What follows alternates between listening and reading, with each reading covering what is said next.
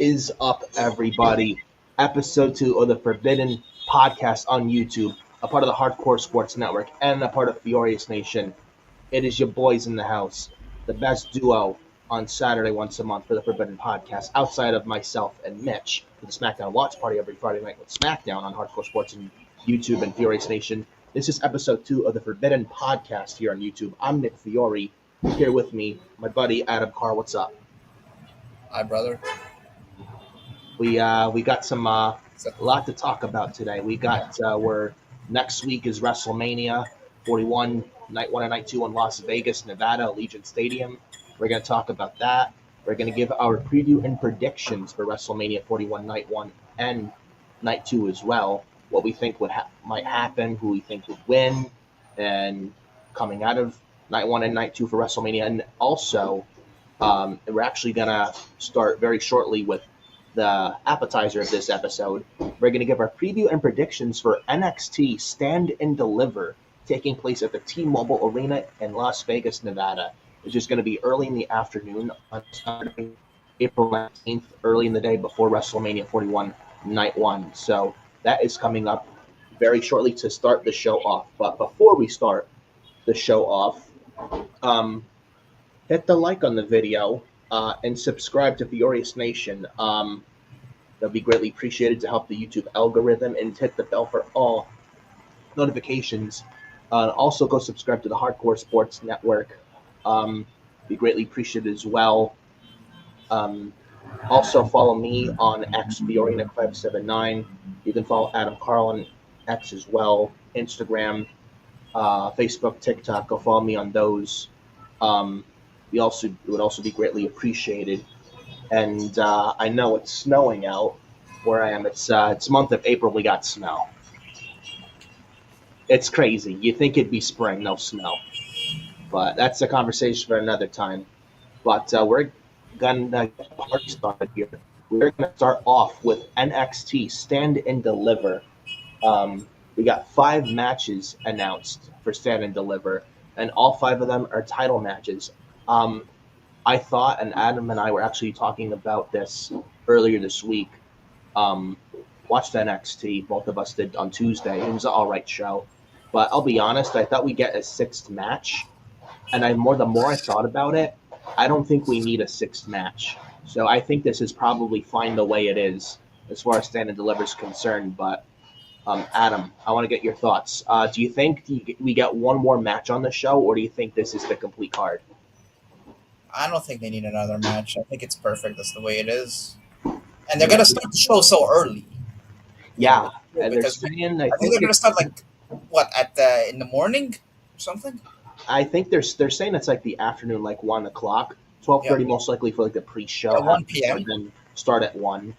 At 1 p.m. and WrestleMania is going to start at 7. Yeah, assuming. There's rumors that WrestleMania is going to be 9 hours. I don't believe that. No. 3-hour pre-show, come on. The main show at least, not the main show. It's not going to be 9 hours. I think the main show. No way. And the main I don't show think they're going to be 9 hours. Yeah. But with Stand and Deliver, they're saying 12:30 for a pre-show and 1 o'clock the main show. Probably go like at least 2.5 hours, maybe 2 hours 45 minutes, so somewhere in there. But I'm actually okay with this card. I don't think you need to add a 6th match. I think this is perfect. And I can't think of any other 6th match to add to the show that would make sense. Yeah, so it's perfect as the way it is. You don't need to do too much. True. Quality over quantity. Less is more. You don't need to overstack the card just for the sake of it. Just you don't need to overstack it just like it's overkill, you know? But anyways, first match for Stand and Deliver. We got the ladder match for the vacated NXT Women's North American Championship. Stephanie Vatcare was a double champion, North American champion, and NXT Women's Champion, beat Julia in Madison Square Garden a month ago. Won in Madison Square Garden. NXT Roadblock beat Julia in a title match. Beat Julia to retain the North American title, but win the NXT Women's Championship. She defended both titles in one night. The NXT Women's title beat Jada Parker, and then the main event of NXT several weeks ago beat Fallon Henley, leader of Fatal Influence, to retain the North American Women's title, NXT Women's title for the North American title, in a rematch from NXT Vengeance Day with Stephanie and Fallon.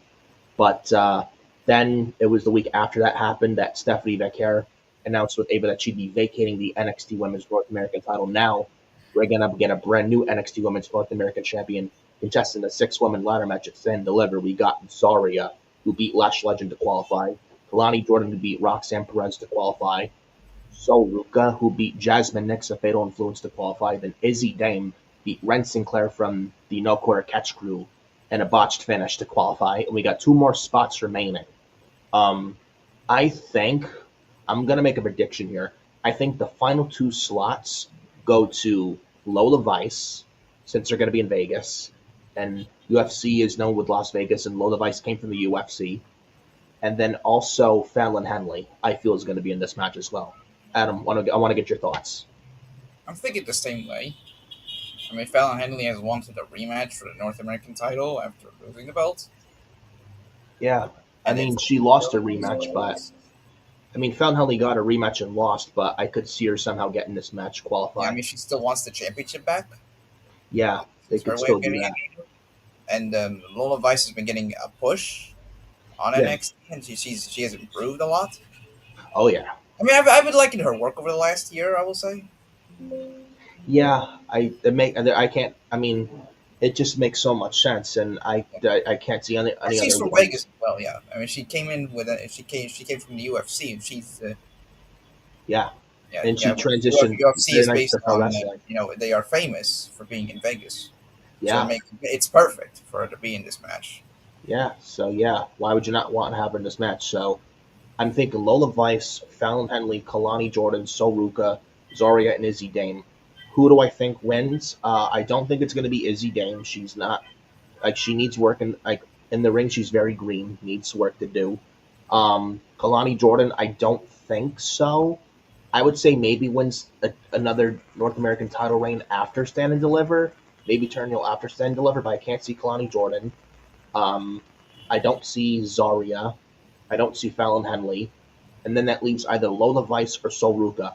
I would like to see Sol Ruka get an opportunity to win the North American title. I think it would come off great. And she almost won at Battleground last June in Vegas. So you could tell a story where she lost in Vegas but now wants to get redemption. Or you could give Lola Vice, which, like we said, with the UFC in Las Vegas. I don't know about you. I would like to see Sol Ruka get some shine. I would say the same thing. I've been wanting, because I pitched this storyline like a year ago. I'm perhaps I'm not the only one. Maybe I wasn't the first, but I was pitching this idea of Sol Ruka, having to chase the championship because Yes. she come close so many times. The women's ladder match last year. Yeah. And the match with Kalani Jordan. Yeah. Yeah, she came close, but she came up short. Yeah, this was around the summer of last year. Yeah, it was the summer. So there's a story there, and before Fallon Henley, I would have wanted to see Sol Ruka be the one to dethrone Kalani for the championship. She did like a running up the ladder Soul Snatcher, which was a great spot, and I honestly think Sol Ruka should have won that match at Battleground last June. I think she should have won. No disrespect. I'm not upset that Kalani Jordan won, but it's just like Sol Ruka was clearly the favorite to win. And I'm actually pulling for Sol Ruka to win. Just at the deadline, she was the MVP of that match. Yes. Oh yeah, yeah. She did some crazy spots. It was amazing. Yeah, she was the MVP of that match. Yeah, even embarrassed Ethan Page in a backstage segment before the show. Yeah, all ego Ethan Page. When he was interrupting interview time with Sol Ruka, and then Sol Ruka was like, "Well, you're gonna get your soul snatched," and like Sol Ruka just owned him. It was funny, but I'm a big fan of Sol Ruka. Yeah, so if I have to make a prediction, I think Sol Ruka should win this. Yeah, and it's long overdue for her to get a championship. She's done fantastic work. Absolutely, she's probably one of the best females they have on the NXT roster, and I'm definitely very high in her. And she is someone who should also be on the main roster, and she'd kill it. I believe she would absolutely kill it on the main roster. But with this match, I'm going Sol Ruka, and I'm actually thinking of an idea.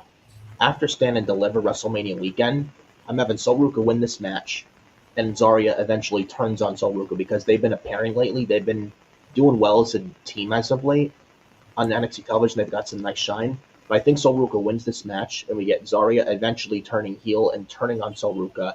and maybe we get Zarya and Soruka for the NXT Women's North American title on July 5th. The rumored Evolution PLE in Connecticut. Here, I mean, the I storyline. think it's great. So have Soruka win this match. Zarya gets jealous and turns heel. They break up the team of Soruka and Zarya goes heel, and she battles Soruka at Evolution for the NXT Women's North American title. I think that's a great way to go about it. Yeah. So we both got Soruka for the women's ladder match. Speaking of the ladies in NXT, fatal four-way match for the NXT Women's Championship. We got La Primera, Stephanie Vaquer, defending the NXT Women's Championship against Julia, who came back this past Tuesday, dropped Stephanie Vaquer, said she wants her title back. Then also the third and fourth competitors in this match, Jordynne Grace, the Juggernaut, and Jada Parker. This match, this should be good. Stephanie's done well as champion. Jordynne Grace, obviously, like, what can I say about Jordynne Grace? She's definitely one of the best females they have in the roster as well. Jada Parker is an upstart, is on the rise. She's got potential. She's been doing pretty solid.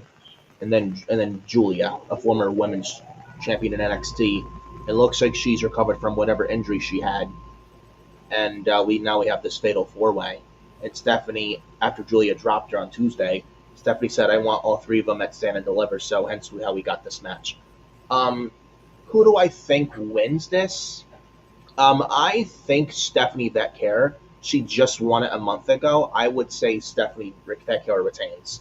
And I think Jada Parker or Jordynne Grace, I think, honestly, whoever eats the pinfall here gets called up to the main roster after WrestleMania. And I think Stephanie Vaquer retains. And I can see her pin Jordynne Grace. And Jordynne Grace gets called up to the main roster after WrestleMania. She doesn't even need to be in NXT that long. So that's that would be the logical way to go about it. I'm thinking, I have the same thought as you. Stephanie just won the championship. Yeah. Julia just came back from whatever injury that she had. I think, was it an ankle injury? Some kind of ankle or whatnot injury, but it was said she recovered in time. Yeah, maybe it wasn't as bad as they thought it was. Yeah, that she must have recovered pretty quick. Yeah. So she just turned heel, and you're not gonna have her lose. Or did she turn heel now? I mean, I kind of think she will. Maybe. I'm thinking. This is what I think. I think the direction is that they're gonna do a rematch for the NXT Women's title between Stephanie and Julia, but they don't want to do it quickly because they just did it at MSG. Yeah, so they're not going to do it this quickly. I think that's the match for SummerSlam weekend. Or you could do it for Evolution. Yeah, probably, maybe that for Evolution, right there. Yeah, and this is where Julia can win back the championship. Yeah, maybe Julia turns heel after Stand Deliver before Evolution. Who knows what direction they're going to go with that? Yeah, I think Julia will win back the championship and then call up Stephanie. But now they're not going to take the belt off of her. And Julia's not gonna. And Julia just came back, and she's not gonna lose back-to-back matches. Yeah, there's no reason to take the title off Stephanie. Yeah. She's one of the best on NXT overall. Yeah, Jordynne Grace, I don't think she's gonna be in NXT for this long. No, I think she's making main roster money though. She's in NXT for now. I heard. Yeah, I don't think she needs to be in there for this long. Nah, no, not at all. I would say I'd like to see her win, but I don't see it. I mean, Jada Parker is, she's done fantastic work. Yeah, she's on the rise. She's getting over, but I don't think she wins this match. Nah. I could see her winning a title. Maybe she wins the title in the future, but not. But her time isn't. But this is not now. No, it's too soon. I would say at least like a while, like maybe 6 more months at least, or at least 4 months, and then you can put a championship on Jada Parker. But she'll be a champion, just not right now. But she has potential, though, to be something in this business. So I'm thinking this is what I could see. I think Stephanie, I think she's retaining. Yes. And Jordynne Grace is the one who eats the pinfall. Yeah. Then after WrestleMania, if they do a draft after WrestleMania this year, I'm calling up Jordynne Grace to the main roster and putting her on Raw or SmackDown. I honestly put her on SmackDown and have a feud with Naomi since that history in TNA. So that's what I would do. But as far as this match, Stephanie retains. There's no reason for her to lose, and I think Stephanie pins Jordynne Grace to retain, and then we get Julia and Stephanie after Stand and Deliver. And then Jada Parker, maybe you could do Jada Parker and Sol Ruka for a little mini program for the North American title. I wouldn't mind that. But I think we're both on the board with Stephanie Becker, La Primera retaining the NXT Women's Championship. Next match, we got the NXT Tag Team titles on the line. Fraxium, Nathan Frazier, Axiom, the best tag team since Paul London and Brian Kendrick. Don't at me. They're awesome. They are defending their NXT Tag Team Gold against the winners of a Tag Team Gauntlet match this upcoming Tuesday in NXT. You got, I think, OTM. You got the culling of Brooks Jensen and Nico Vance. You got, I mentioned OTM. You got Josh Briggs, and then I think you got Hank and Tank, and then you got the No Quarter Catch crew of Tavion Heights and Miles Bourne. The state of NXT's tag division is very shocking, to say the least. The NXT tag division is not really that hot right now, and it needs a lot of work. Who I think wins the Gauntlet Tuesday?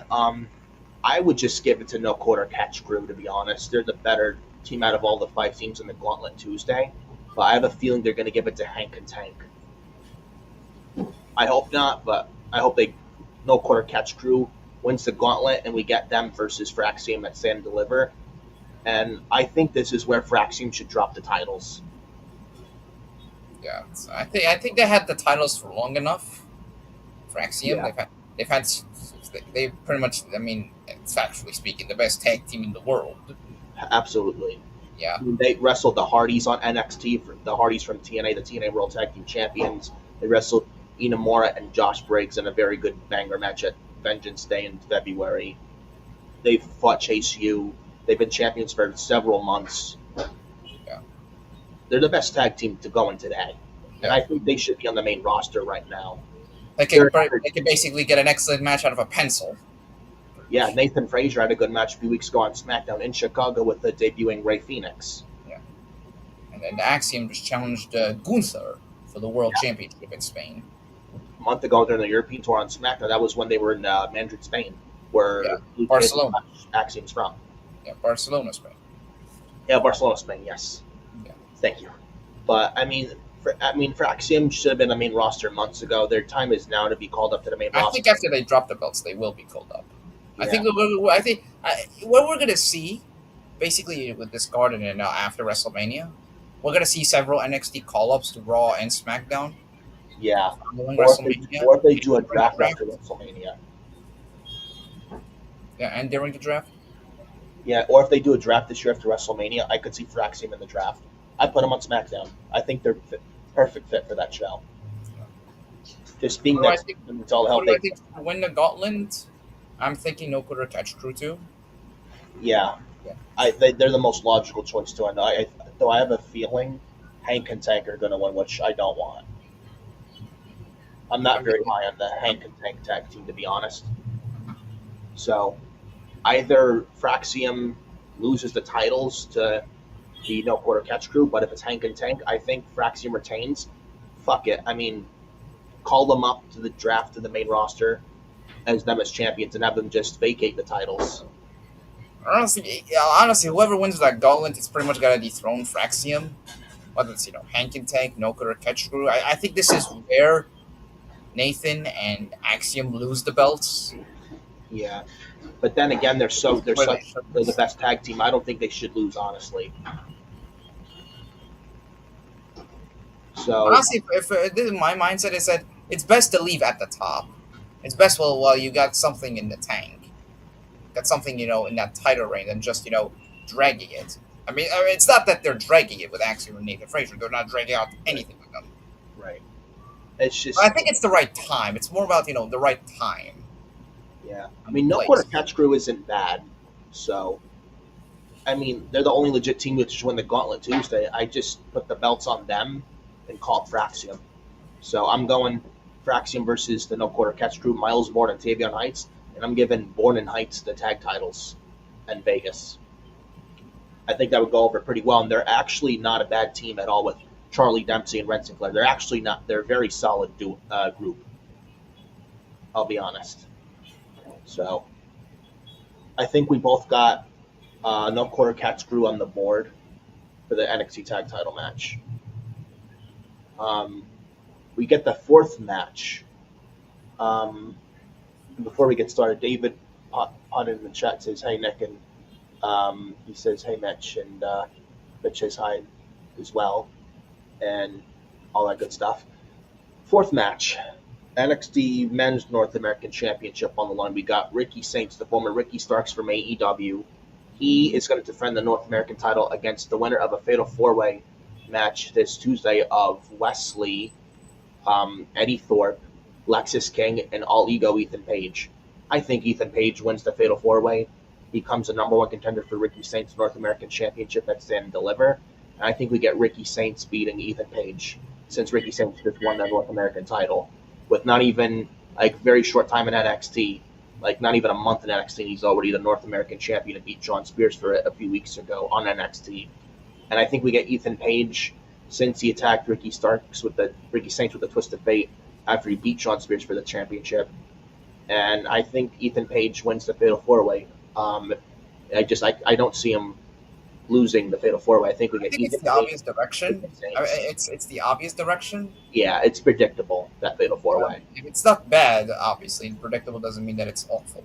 But the way what we're seeing on television, NXT television, it's pretty clear what the direction is for. Yeah, it's obvious. The Stand and Deliver. Yeah, Ricky won the North American title. Ethan Page attacked him. Yeah, with a Twist of Fate that he's been doing a lot of lately. Matt Hardy's and Jeff Hardy's finisher. Yeah. So, Ethan Page, it's predictable. He's winning Fatal 4-Way. There's no way he loses. Yeah. But you're not going to give it to Eddie fucking Thorpe, that's for sure. Oh, Eddie Thorpe. Yeah, the guy, yeah. The man with the charisma of a Twinkie. Yeah. Yeah, Eddie Thorpe. Who? Oh, but he's dating Dakota Kai. Yeah, and Dakota Kai is a better wrestler than Eddie Thorpe. Eddie Thorpe may know what he's doing in the ring when he gets in the ring and wrestles, but the guy, but the guy has no character. He's severely lacks in the character department. Can't cut. He lacks exponentially the charisma department. No personality. And the guy can't even take criticism clearly on social media. And that's a story for another. I'm thinking he takes the loss in the Fatal 4-Way. Yeah, clearly. That's the only reason he's in this, folks. There's no other reason why he's in the match. So Ethan Page is going to win. He's going to pin Eddie Thorpe. Going to get Ethan Page and Ricky Saints at Stand Deliver. Though Ethan Page is winning the Fatal 4-Way, he's not being Ricky Saints, though. He just won the championship. Why would you take it off him? And I'm thinking, and we just spoke earlier, with Jordan Grace and Fraxium about NXT call-ups. I'm thinking as well, Ethan Page is going to be among the list of people that will get called up after Mania. Yeah, I could probably see it. He's been NXT champion. I know Josh Alexander's rumored to go to AEW, but he should really go to WWE and be put on NXT and paired back with Ethan Page, reunite the North in the NXT tag division. That's my ideal way to go of things. But there's rumors that Josh Alexander is going to AEW. He hasn't even been on AEW. When did they say that he was going to come in? When 2 months ago? He hasn't even showed up. Yeah, they said he was likely to sign with AEW because he's now. He hasn't even been on. It's been 2 months now. What is he? It's been 2 months now. Has he even signed? I have no idea. Who knows? But it's according to the Observer. Take that with a grain of salt. But with that being said, Ethan Page, he possibly could get called up to the main roster after WrestleMania. He's been NXT champion. His reign wasn't that good because of bad booking. He's not going to beat Ricky Saints for the North American title. Where else does he fit? I'm thinking the main roster. I think they can use a shot in the arm, especially in that IC title scene, US title scene. Yeah. He's a good heel. Don't get me wrong. But I feel like he's better in a tag team. But if you're going to call him up, I could easily see him be put on Raw, in my opinion. Since they're on Netflix or something. But, yeah, Ricky Saints is going to retain. There's no reason for him to drop that title this soon. He just won it. And it's his first title defense, I think, for the North American Championship. Correct me if I'm wrong. I think so. So, yeah, no reason to take the title off Ricky Saints. And he's going to be Ethan Page, and it should be a decent, solid match. But I think Oh, Ricky and Stengs was over. by the way, how much do you bet that the NXT crowd in Vegas are going to be chanting "Tony fumbled" during the match? Oh yes, two AEW guys for NXT North American Championship. Tony fumbled. Tony Tony fumbled. fumbled. It wouldn't surprise me one bit, man, because Tony Khan did fumble on Ricky Starks and Ethan Page. They were there for several years, and Tony Khan didn't know what to do with them. Look at them now, especially Ricky Saints. You see how much more happy he is and how more successful he is. He's not. He's been in. And Ricky Starks, as soon as he left AEW, became a free agent. Didn't take him long to sign with a WWE and sign with Like a day later. like not even a month or two, and he's already a champion. Has done a lot more in the few months he's been there than his 5 years he was in AEW. Let that sink in. Very, very telling. So Tony absolutely fumbled Ricky Saints, and just like he's fumbled a lot of guys from that went to AEW, and Tony Khan didn't know what to do with. And Ethan Page they put him in Ring of Honor. He was clearly very, very unhappy, and he wanted out. And now he's in NXT and doing pretty well for himself, just like Ricky Saints is. But I think both Ricky Saints and Ethan Page, they won championships like a month into their WWE runs. yeah, Ethan Page, I think NXT champion in 2 months at Heatwave last July, beat Trick Williams for the championship. And now Ricky Saints, not even like 2 months or so, he's the North American champion, which is crazy. Yeah. Beat John Spears for the title, by the way, who was a former AEW guy. So the North American title went from an AEW guy to another AEW guy who's going to be with another AEW guy to then deliver for the North American Championship. Funny, huh? Yeah. Guess AEW is the breeding ground for WWE and NXT. You know what I mean? Fantastic. Funny. You know, I mean, look at Ray Phoenix as well. Aleister Black's coming back. Rusev's now signed back to the WWE. So just saying. Yeah. But Ricky Saints, I think we both got Ricky Saints on the board. He's going to retain. Yeah. And then I think this is the main event. I think this is why I said it was the main event.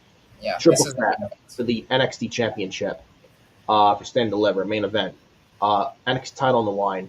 Challengers Javon Evans and Whoop That Trick Williams against the champion, the ruler, woo, the conqueror, woo, destroyer, woo, the bringer of war, woo, the heart of a lion, woo, the NXT champion, Oba Femi.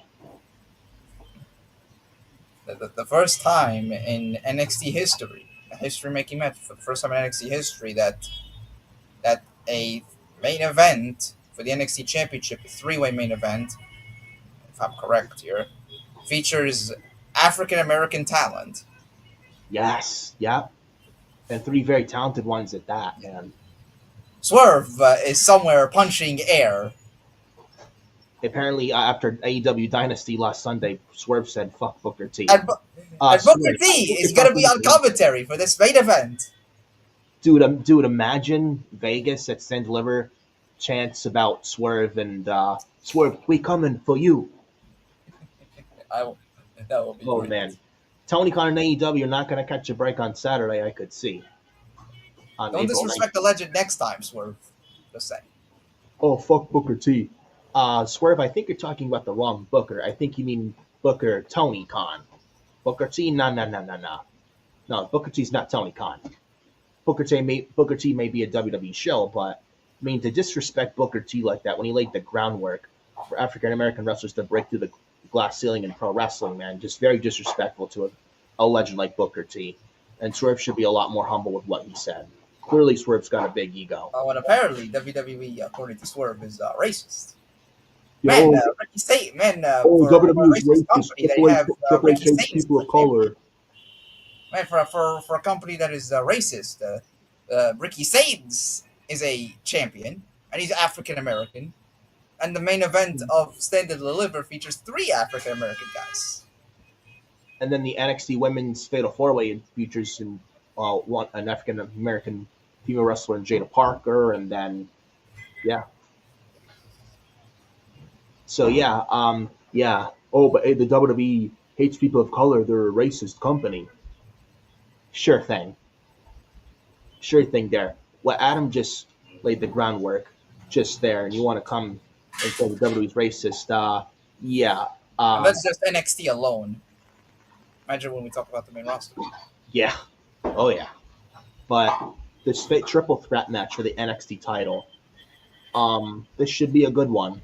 Um, I like what all three of these what I like what all three of these guys bring to the table. Trick Williams, I mean, self-explanatory. Got aura.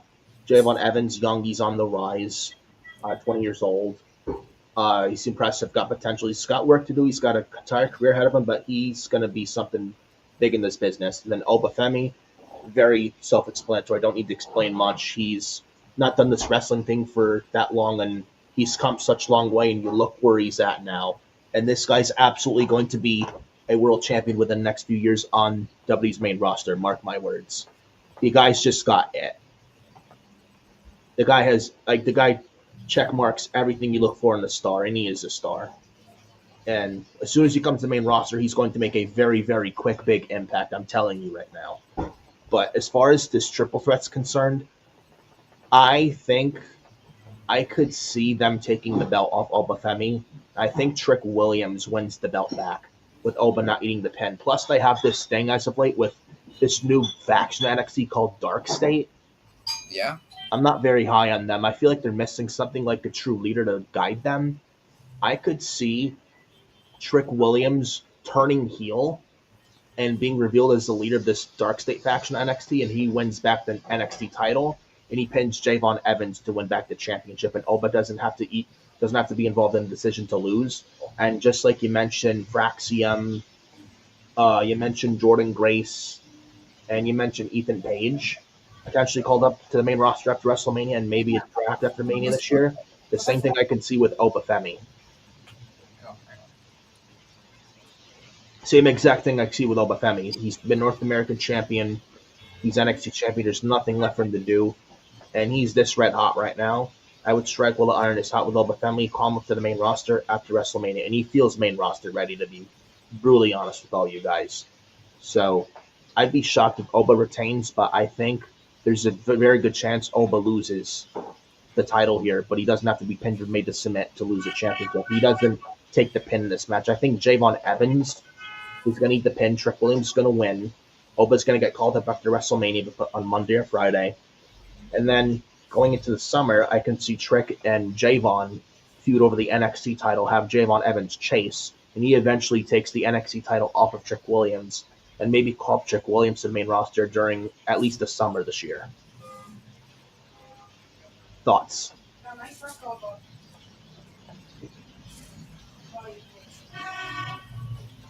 It looks like Adam's not there.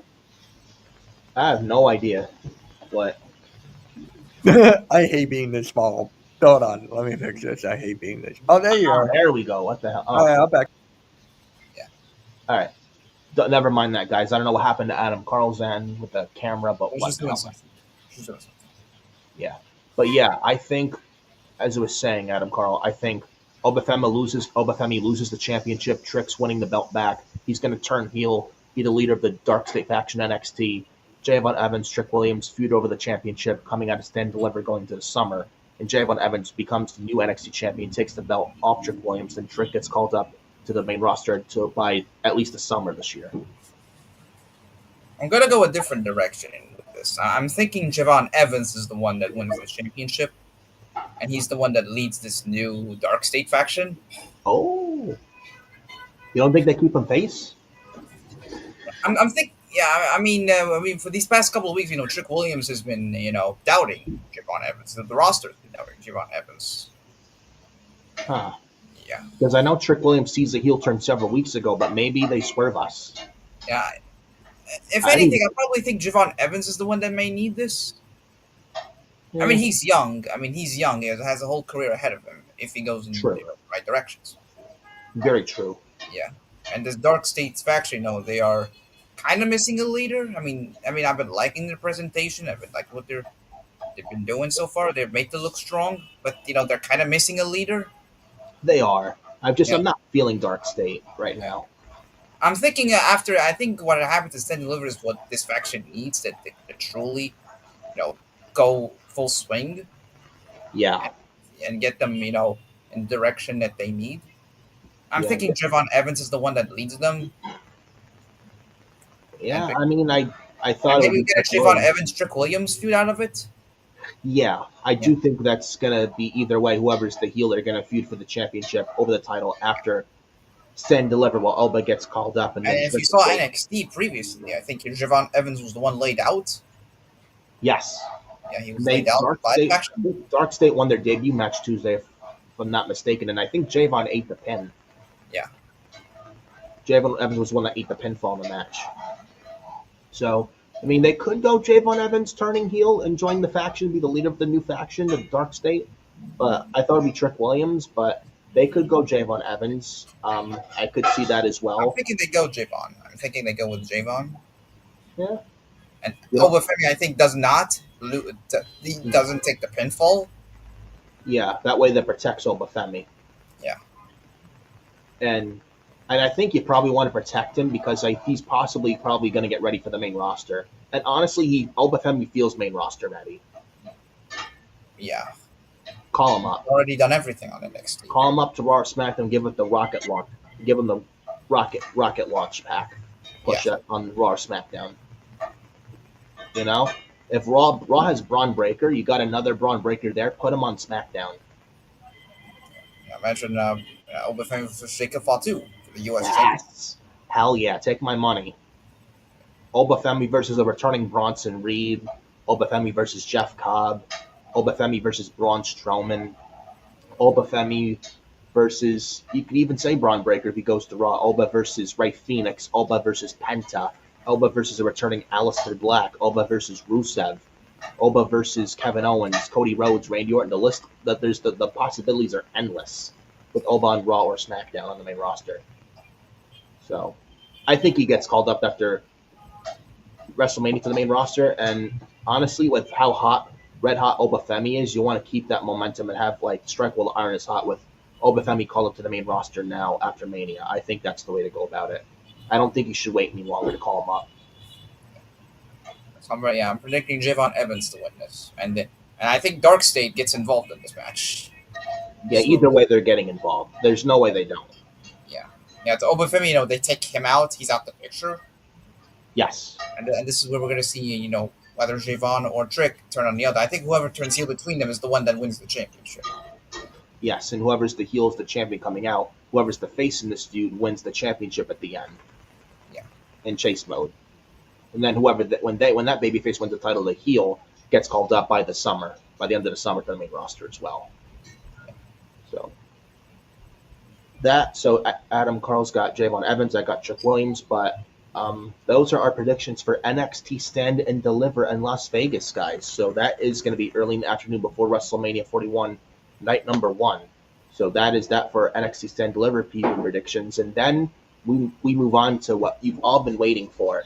WrestleMania 41 preview predictions, Las Vegas, Nevada, Allegiant Stadium, the home of the Las Vegas Raiders.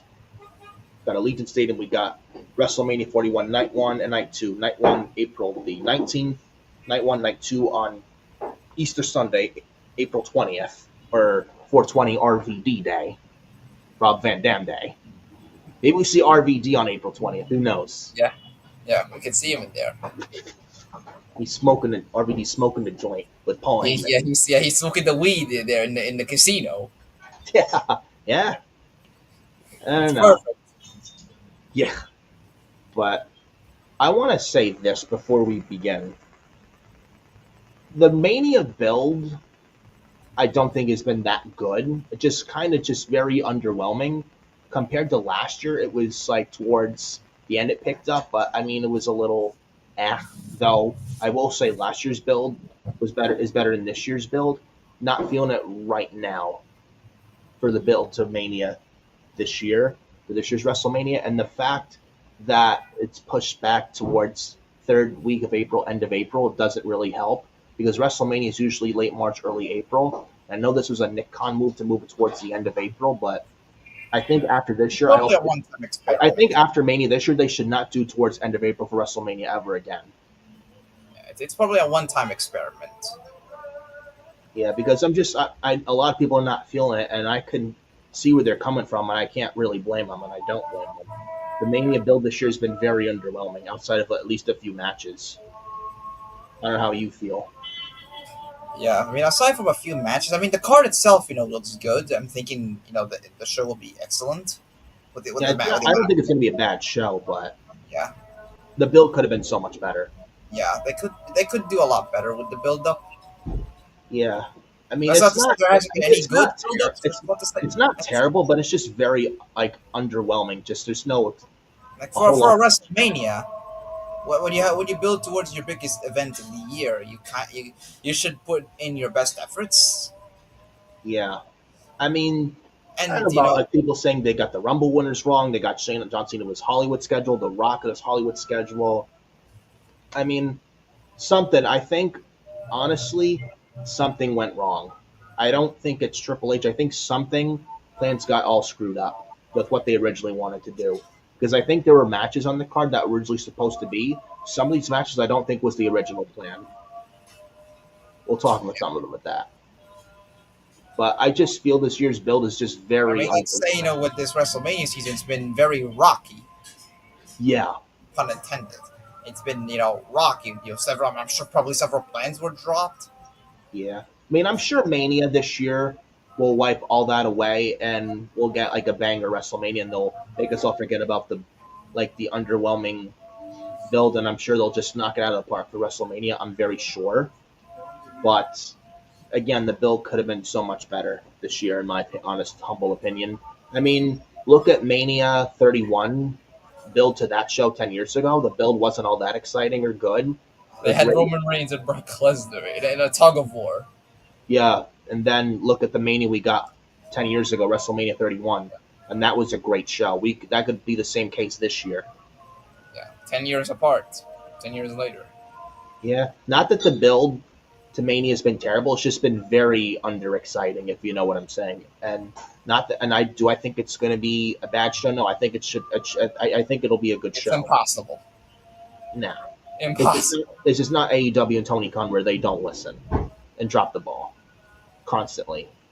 So this is not that. But again, the build could have been much more and much more effort could have been made. So I'm looking at night one. We'll start with night one. Am I the only one that feels night one feels like a house show and night two looks a lot more promising on paper? I mean, the card itself isn't terrible. I mean, it looks No, but good. look what we got for night one. Yeah. I'm Just- thinking I've been more appealed with night two. Yeah. But what I'm surprised by is the two Rumble winners this year. They're going to have both of them wrestle on night one and not at all on night two, which I'm very surprised by. I thought Okay. they'd at least have one for night one, the other for night two, but they're not going that route. I mean, what we're seeing here, it's not like the full lineup.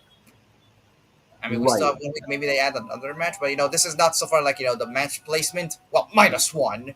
I mean, we know what's the main event here, Very but true. aside from the main event, every one of those matches on night one, it's not like it's not the full placement yet. No, but It's just the matches that will happen on the show. yeah. I mean, the night one looks very underwhelming. And again, they could deliver. I mean, on paper looks but then again, it's all about how you produce and finish. It may look weak on paper, but It's not That weak produce- per se. I don't think it's weak. Considering who the talents that are involved here. I think they may, and they could pull. I mean, the build may be underwhelming, but they could pull out a 9 out of 10 show with this. yeah, possibly. So it's they just if they play their cards right, we could be looking at a good WrestleMania this year, like last year. So, but we go for night one. We got Gunther and Jey Uso for the World Heavyweight title. I was not feeling it after Jey Uso won the Rumble and he beat like A-Town Down Under, and then you had Akira Tozawa squashed by Gunther. But then you had the Raw in London a few weeks ago. Jimmy Uso was just destroyed by Gunther and he was bleeding at the hands of Gunther. And now you get me to care. And it's like my care for Jey Uso and Gunther was from here. Now you get me to care. And I'm actually sold on this match. I'm actually looking forward to this match at WrestleMania. And now Jey Uso has a reason to beat Gunther to do it for his brother Jimmy, who was absolutely just literally destroyed by Gunther. Where Jey had to sit there and watch Jimmy get destroyed by Gunther. And Jey Uso cut a very good promo this past Monday on Raw against Gunther. Jey Uso in the Royal Rumble as well to get this match. Gunther's been champion since SummerSlam. I think this should be good. I think this opens night one, by the way. And I think Jey Uso wins the World Heavyweight title. Yeet. Yeah, I think this is what the buildup has been leading up to. The past. This has been pretty much. This is leading up to this moment of Jey finally winning the World Championship. Yeah. Yeah, he's been that way, since his days in the Bloodline. Being Roman's right hand man. And then tag team with the Usos. He's always been a tag team guy. Yeah. And Gunther not taking him seriously. Oh, this is a waste of my time. Longer than anyone. And Gunther's like, oh, this is a waste of my time. I'll take my time with this guy. I've beaten him before. Why should I worry about him? And Gunther just underestimates him. Yeah, he's been there like 3 times before. And Jey Uso, held the tag titles longer than anybody. Uso. Yes. Like WrestleMania. Yeah. And Jey Uso's main event at Mania before against Sami Zayn and Kevin Owens 2 years ago in Los Angeles. Yeah. He's tried, I think he's attempted to win the world title about like 4 times? 3 times? I think so, yeah. He's won that IC 4 times. Yeah. Twice against Roman. He 3 times against Roman. He couldn't do it. Yep. Then he wrestled Gunther Saturday Night's main event a week before the Rumble this year. He failed against Gunther. Almost won, but it was unbelievable. Yeah, he failed against Damian Priest last year at Backlash. So that's 5. I think it's time to strike with him. I think it's time to give him the belt. And it doesn't have to be a long run. No. I mean, I don't think he's gonna. I mean, it doesn't have to be a long run. I think the goal here is to get the huge moment and a big WrestleMania moment for Jey. A culmination of years from tag team guy to a singles guy. Yeah, and I don't care what anyone says. Oh, Jey Uso winning the Rumble was a mistake. How could you give him the Rumble? It's a joke. Like Jey Uso, oh, he's not that good of a wrestler. Oh, he's just a catchphrase, this and that, blah, blah, blah. I mean, Jey Uso is not the best wrestler in the world, but you can't deny the fact that he is very over.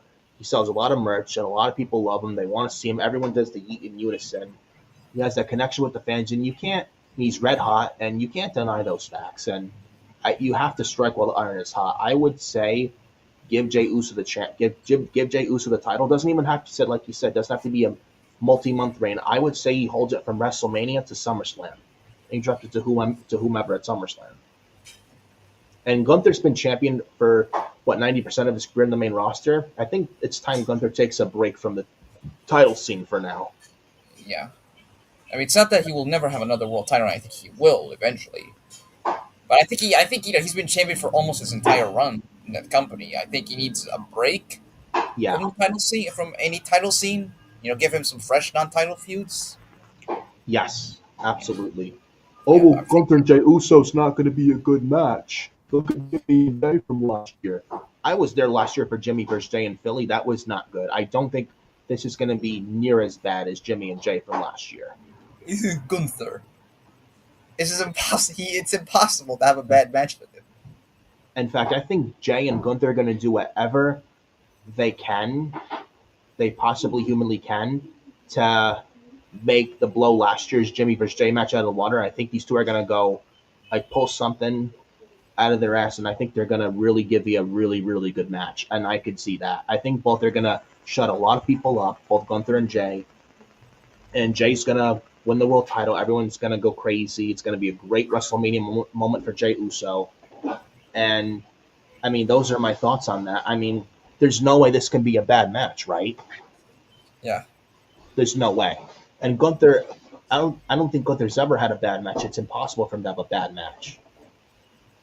Yes, yeah, I'm thinking, and Jey Uso, he's winning this. He's lost multiple world title matches like he brought up. I mean, how many more times can he lose a world title match? Yeah. Strike with him while he's hot, and he's over right now. He's not going to be over forever. So there's going to come a point where he's not going to get these big pops. No. It's sad, hopefully not anytime soon, but, all good things come to an end eventually. But now he's over, and you strike with him while he's over. Exactly. Jey Uso winning the world title, in my opinion, is the right move. I don't think Gunther retaining is the right move. So I'm going Jey Uso to retain here. I mean, Jey Uso to win the championship. Jey Uso's going to be the new world heavyweight champion coming into WrestleMania. Stephanie Stratton and Charlotte Flair women's title. This I'm not really that excited for at all. I'm hoping they deliver match wise at Mania. And Charlotte Flair, man, she should have not won the Rumble. Charlotte Flair plays a lot of politics, and that's why a lot of people, a lot of people can't stand Charlotte Flair. She makes no one look good but herself. She goes into business for herself, doesn't do business. She can't take criticism from fans. She got absolutely destroyed by that Chicago crowd last week. And I'm not excited for this. Tiffany's not looked good, and Charlotte, she's at a point in her career where she should be going out of her way to make others look good, but she doesn't do that. It's like Charlotte's all about Charlotte. Charlotte only does things for Charlotte. She doesn't care about the division. She's only there for herself and very selfish, and she doesn't want to put anyone over. Like it's like she can't lose. She has a big ego. It's like, oh, that'll work for me, brother. That'll work for me. Like, and she doesn't put anyone over, and you wonder why people don't like her. It's the same. She has the same character, the Queen gimmick for 10 years since she's been on the main roster, and she hasn't changed character once. And she refuses to put people over. I mean, she doesn't have good segments. Look at the belt swap with Becky Lynch and Charlotte, which was awful. Remember that? Oh my goodness! They swapped Raw and SmackDown women's titles at the end of. Who thought this was a good idea? When Charlotte just wanted to give her title to Becky, it's almost like if Charlotte can't lose, like her ego's that fragile. I just don't get it. And honestly, things have passed Charlotte by. They have women in NXT. When they eventually get called up, they're going to be really successful big stars on the main roster. Does Charlotte stand a chance, really, with them coming up in the future soon? I don't think so. And here's the problem. Things have passed Charlotte by. They don't need Charlotte Flair anymore. Here's the problem with this build. It's the same segment every fucking week. Yeah, it's the same shit. It's the same segment. Timmy Struck gets her ass handed to her every week. Oh, is that why Kaiser's in my DMs? And she can't. Oh, that's power. Like, she can't handle heat or criticism. Oh, well, so it's good heel heat. No, it's go away. Every week. Timmy doesn't even have a head back. The only time she had a head back was last Friday in Chicago, where they went off script. Yeah, and apparently there's heat on Charlotte with Tiffany. Both heat on both ladies, but more so Charlotte, I'm hearing. And that there was someone I read, someone in the company said that. And apparently, if you watch that sit down interview, I think that they did during that international tour, and Charlotte pretty much ripped her into shreds. Yeah, just that split screen promo was not good. Charlotte did not make Tiffany look good at all. And Charlotte buried her on that one. And Tiffany was trying to follow the script. She was doing her job, and then Charlotte just made her out of her way to make her look bad. I think this is all Charlotte. This is all Charlotte. This is all on Charlotte Flair. She just doesn't care. She doesn't want to make anyone look good but herself. This is all a Charlotte Flair problem at the end of the day. There's even a report I'm reading. Someone in the company said that Charlotte is ruining the whole program. So I mean, I'm not surprised by that report. I know it's like Charlotte's a 14-time champion. Like, just because you're a 14-time champion, just because your last name is Flair, doesn't mean you get to do whatever you want, bully people, and throw your weight around. And this is getting talent, by the way. This is somebody who's gotten over with the audience, who's pretty much one of the best women's wrestlers. That's your future, and Charlotte should be putting her over and making her look good, But no, Charlotte's, it's all about me, me, me, me, me. It's like, I don't trust Charlotte to put her over at all. I have a feeling Charlotte's going to win, but I think Tiffany should win. But I have a bad feeling Charlotte's going to not put her over, and we're going to be in for a nightmarish reign of terror like Reign, and just like a horrible, dead, like god awful division on SmackDown until someone takes the belt off of her. I hope to God that's not the case. And Tiffany really needs to go over at WrestleMania. No ands, ifs, or buts. Charlotte doesn't need to win a title. She didn't even need to win the Women's Royal Rumble. She was out for. And they're trying to make her. This is the other thing. They tried to make her a baby face. Comes back and wins the Rumble. This is the other problem. They tried to make her a baby face. Oh my coming God. Back, and she was booed.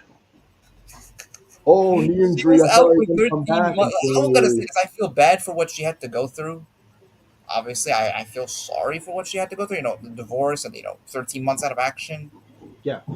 She had some mental health issues, so I feel sorry for her. Yeah. I don't wish anything bad upon her. Yeah, but this But dialogue is they just silly. went about this so wrong. Honestly, they just went about it so wrong. She's out for 13 months, mind you. She didn't Yeah. wrestle a match all year last year. Yeah.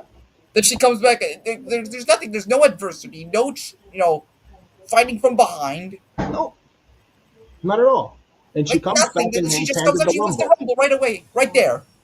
It's almost as if Charlotte went to Triple H. I Listen, don't. Hunter, Well, Paul Beck, I don't know. I Maybe need to that win was the the plan. Rumble. I That's don't what know. it needs to be. This is probably that was the plan. Maybe. Just like, and this is the kicker. This is what they did. They probably. And this is just me. They booked themselves into a corner. Yep. It's like when they put her in the Rumble. They put themselves in a corner because she's not going to lose her first match back, obviously. No. But then you have her in the Rumble. But and in this way, you have to have her win the Rumble. Charlotte should have not won the Rumble. Anyone else but Charlotte. And this is kind of the same thing here with Tiffany, kind of. And it's kind of Because if you killed give- things on You SmackDown give since Charlotte, Charlotte's been back. Tiffany. She has to, if you took the belt off of her this soon, nobody's gonna be happy about it. Disaster. Yeah. And Tiffany's is your future. And then one of your but future then stars. if she wins, but then when Tiffany wins, what do you do then with Charlotte? I mean, because this is my thing. I don't think this is gonna be a one and done at WrestleMania. I have this feeling this is gonna continue up to the summer. You know what I would do? Tiffany retains and get Charlotte off my television. She doesn't make I it have a go feeling better. this Doesn't make the is gonna be division a better. She summer makes it long worse. feud. It's I think insufferable with Charlotte on television. I think this is gonna be a summer long feud. And Yeah. and then WrestleMania is gonna be their first match. Unfortunately, but if it was up to me, I'm having Tiffany. If I were to go with the prediction, I'm thinking Tiffany wins. They still have one more SmackDown before Mania, so I guess this can change the prediction. Yeah, I If I mean, can make a prediction, I think Tiffany retains. She should retain. you know what? Honestly, Charlotte's ruined the whole program. If I'm Triple H, I'm having Tiffany go over and fuck Charlotte going into business for herself. Have Tiffany go over and put Charlotte in her place and teach Charlotte a lesson. Just because your last name is Flair, you don't get to go into business for yourself and try and ruin other It's a talents. WrestleMania program, mind you. And I think Charlotte needs to be punished. Like she's the veteran. She should know better. Yeah, she's been in this on the main roster for 10 years, you would think. Yeah. And And this is a especially WrestleMania. Chicago not crowd, high you can't even handle Chicago crowd criticism. Like, school. And this is He's going out of WrestleMania, Mike. Chicago. This is the build to your biggest show of the year. and Charlotte should know better to. The excitement should- Charlotte's at a point in her if career anything, where I she would- should put people over and make others If, look if good. anything, maybe going off script was probably the best thing that could happen to this feud because now people, it's bringing this excitement to this match. Who's gonna win? Right, but my stance still stays. Tiffany needs to go over. Charlotte going over is a mistake. But I have a bad feeling Charlotte's not going to put her over, and she's just going to simply go into business for herself. And it's like Triple H is trying to build a future, and you got Charlotte trying to fuck up things. Charlotte needs to put trying to Tiffany over, little- and Charlotte needs to go. And Charlotte needs to put Tiffany over, and Charlotte needs to be humbled a lot and grounded and in the doghouse. Just because your last name is Flair, you're a 14-time champion, doesn't mean you get to do whatever you want. And Rick is better than Charlotte. Rick was never like this. So, Ric Flair is a heel, was able to garner the heel heat properly. Charlotte Flair is not good. and he made his opponent look like $1 million. Yeah. Charlotte Flair, on the other hand, is go away heat. Look at Logan Paul. The other time, like on Raw not long ago, he was booed, and he was able to handle the heat properly, unlike Charlotte. Big difference. And no matter what you think of Logan Paul, he's booed on Raw television for the right reason. Charlotte is go away heat. Facts. Tiffany needs to go over. No ands, ifs, or buts. Next match. Enough of me ranting about Charlotte Flair. I will go off if Charlotte wins at WrestleMania. I'm warning you guys right now. We get the next match on the show.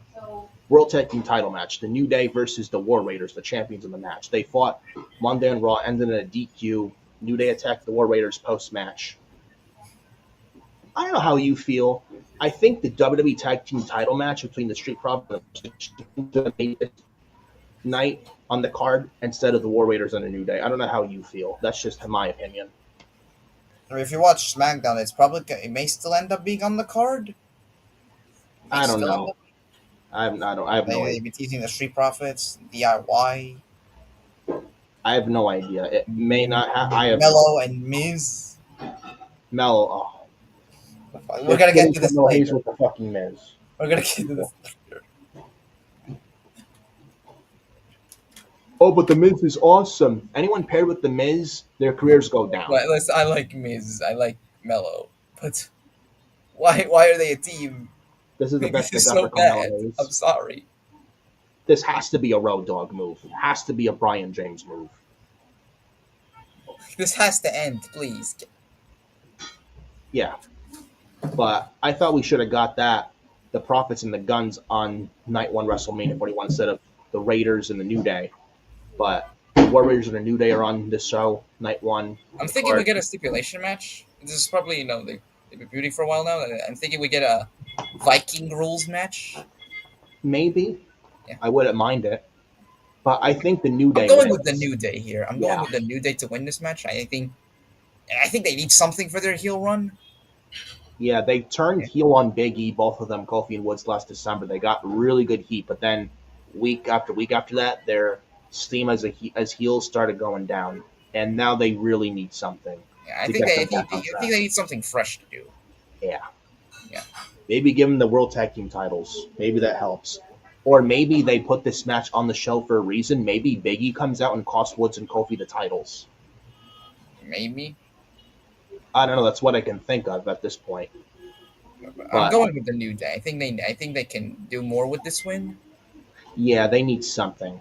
Yeah. So another scenario I can think: New Day. We both got New Day on the board. New Day wins the titles, and you know what I'm doing going into SummerSlam in MetLife. I know TNA and WWE have this partnership, specifically TNA and the WWE NXT brand. If I'm doing this, New Day win the World Tag Team titles at WrestleMania, and then going into SummerSlam in New Jersey over the World Tag Team titles, the New Day versus the Hardy Boys. I think that's a great idea. That would get great heat on Kofi and Woods, a la Matt and Jeff Hardy. I think that's a great idea. They had a really good match with the No Quarter Catch crew at NXT Cincinnati several weeks ago. They wrestled for Axiom in a banger match at NXT Roadblock and MSG for the TNA Tag Team titles. And I'm sure the goal is They've to been have the doing so well Hardys in in the TNA. roster at some point. I'm I sorry. think they're gonna have one last run in the company. I heard that Matt and Jeff Hardy's TNA contracts, both of them expired at the end of this year. And I think going into 2026, I think the very start of 2026, don't be surprised if the Hardys leave TNA to sign new deals with WWE. And this is their last, they're on a last main roster run. So I'd love to see the Hardys in the New Day for the World Tag Team titles at SummerSlam. I think that's a great idea. And if you want someone to get heel heat back on the New Day, look no further than the Hardys because they're so beloved. And you make that like a ladder match or TLC match at SummerSlam. The Hardys and the New Day. I think that would come off great. But we got New Day on the board here. They should win the titles. War Raiders, what you do with them, I don't know. But I think New Day winning is the right move. Because they need something. The War Raiders have been champions for what, since December? Yeah, since they beat JD and Finn. JD McDonough and Finn Balor at the Judgment Day, yeah. So, next match. Rey Mysterio versus El Grande Americano. Gracias. Yeah, the greatest luchador of all time He's versus the best Rey kept Mysterio. secret, and he's better than Hologram. Don't at me. He is better than Hologram. He is better than Rey Mysterio. He is better than Ultimo Dragon. Well, I don't know about Rey Mysterio, but I don't know about Ultimate Drago, but I mean, he's the best kept secret. He is better than Psychosis. Super crazy. He's better than Pentagon. He's better than Phoenix. It's El Grande Americano.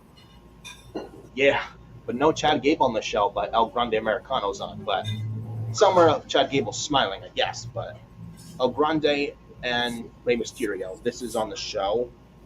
I'm liking what Chad Gable's doing with the El Grande Americano gimmick lately. I think it was corny at first, but it's grown on me.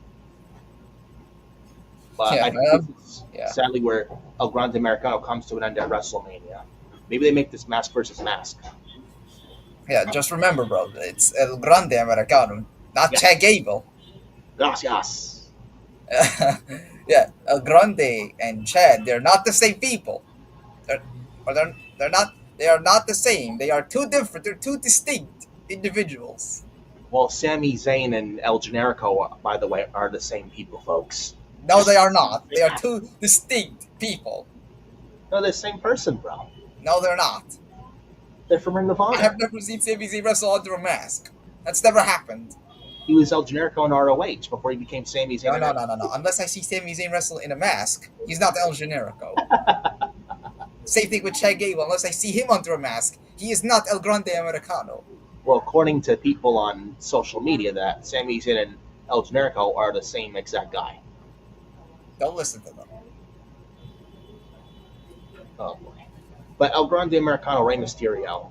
Joking aside, I think Rey Mysterio wins this match. And I think before this match takes place at Mania Night 1, they announce a mask versus mask match. I think Rey Mysterio wins. El Grande Americano unmasked, and it's Chad Gable.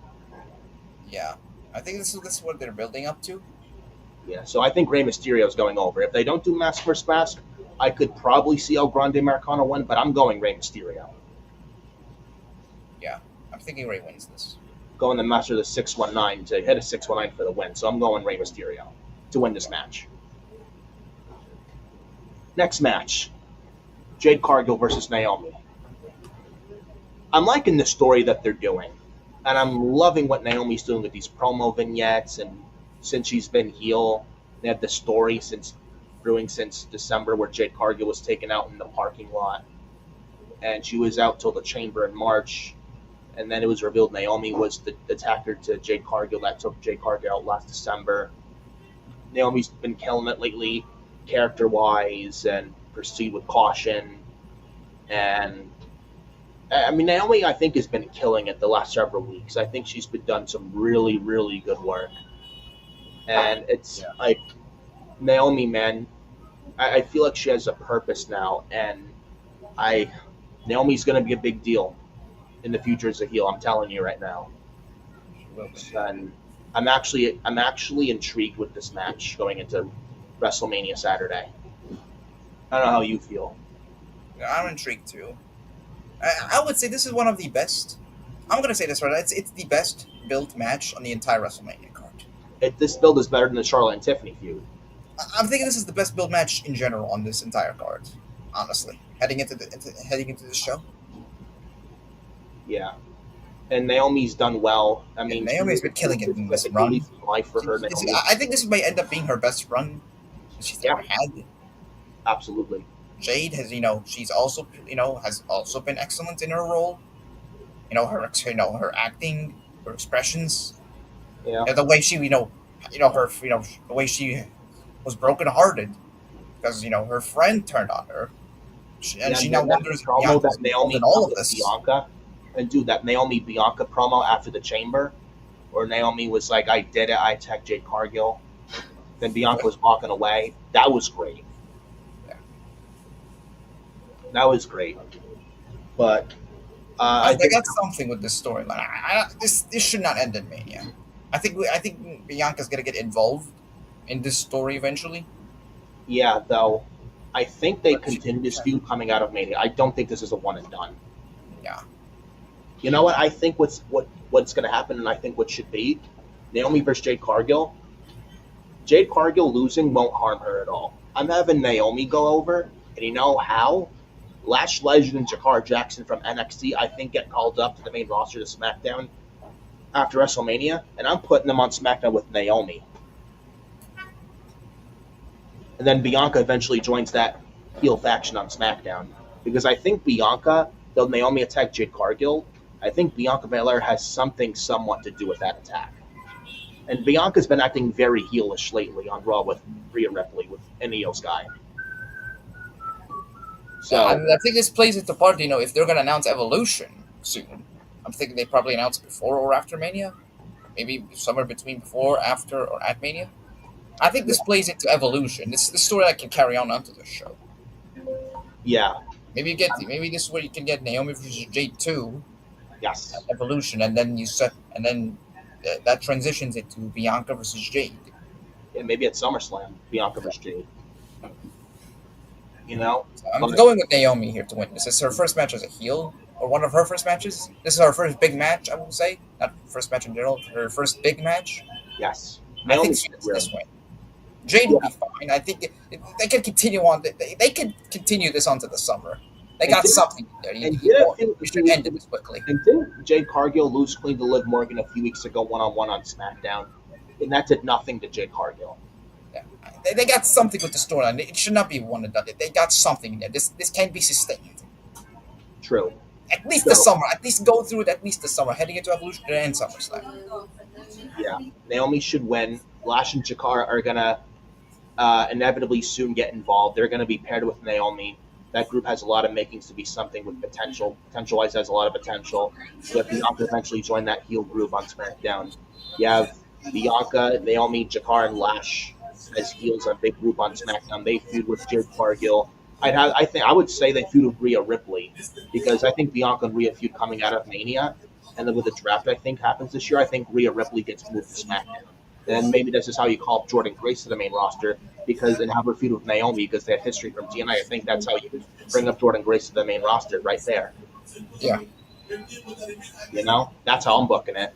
But Naomi, we're on the board with Naomi. She really should win. Jade Cargill doesn't need the win. Her losing to Naomi will Jade Cargill, a loss to Naomi will do Jade Cargill no harm whatsoever. So I'm going Naomi to win.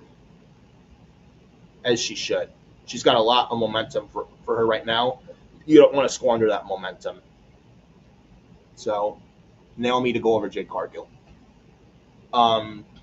Next match. L.A. Knight. Yeah. L.A. Knight defends the United States Championship in the next match against the Samoan Werewolf, Jacob Fatu. I don't know how you feel. I'm putting the belt on Jacob Fatu. Same thing. Honestly, the same thing. I know some people, LA Knight just won the championship. Why would you take it off him? Solo's going to turn on Fatu. They have no title involved with Solo versus Jacob at Backlash. That could be, but you could also do Jacob Fatu winning the U.S. title. I mean, he's so good right now. They booked him perfectly since he's not even been on WWE for a year, and they booked Jacob Fatu perfectly. He's been booked to be a monster. Yeah, like Godzilla and King Kong. Godzilla versus King Kong, because I'm both. Yeah. And he's over. MLW. Oh, he's very over. Yeah. And he's fantastic. He's one of the best parts of the company. One of the best parts of SmackDown. Do you think they turn him face with Solo Sikoa? Because I was thinking Solo Sikoa not only kicked out of the bloodline, but going face. Because of how over Jacob Fatu's gotten very quickly, he's gotten over. They may have to turn Fatu face instead of Solo. And have Fatu as a bloodline and on his own as a face. Because of how over Jacob Fatu is, because he's a heel and he's over. You got to be careful. So they may have no choice but to turn Fatu face instead. Which I would not mind. They should. The crowd has embraced him. Absolutely. He had a very good last man standing match with Braun Strowman a few weeks ago on SmackDown. He's had good matches with Cody Rhodes, Kevin Owens, Randy Orton. He's made an impact. He's killed it ever since he stepped foot in WWE. They booked this man perfectly since arriving to WWE. If he was in AEW, forget about it. Tony Khan wouldn't know what to do with him.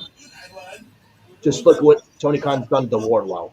That would be Jacob Fatu's future in AEW. But WWE's booked Fatu perfectly so far since coming in. We got Jacob Fatu, LA Knight for the U.S. title. I know LA Knight just won the belt from Nakamura a month ago. I know people, LA Knight just won the championship. Why would you give it to Jacob Fatu? Solo's going to turn on Fatu at Mania.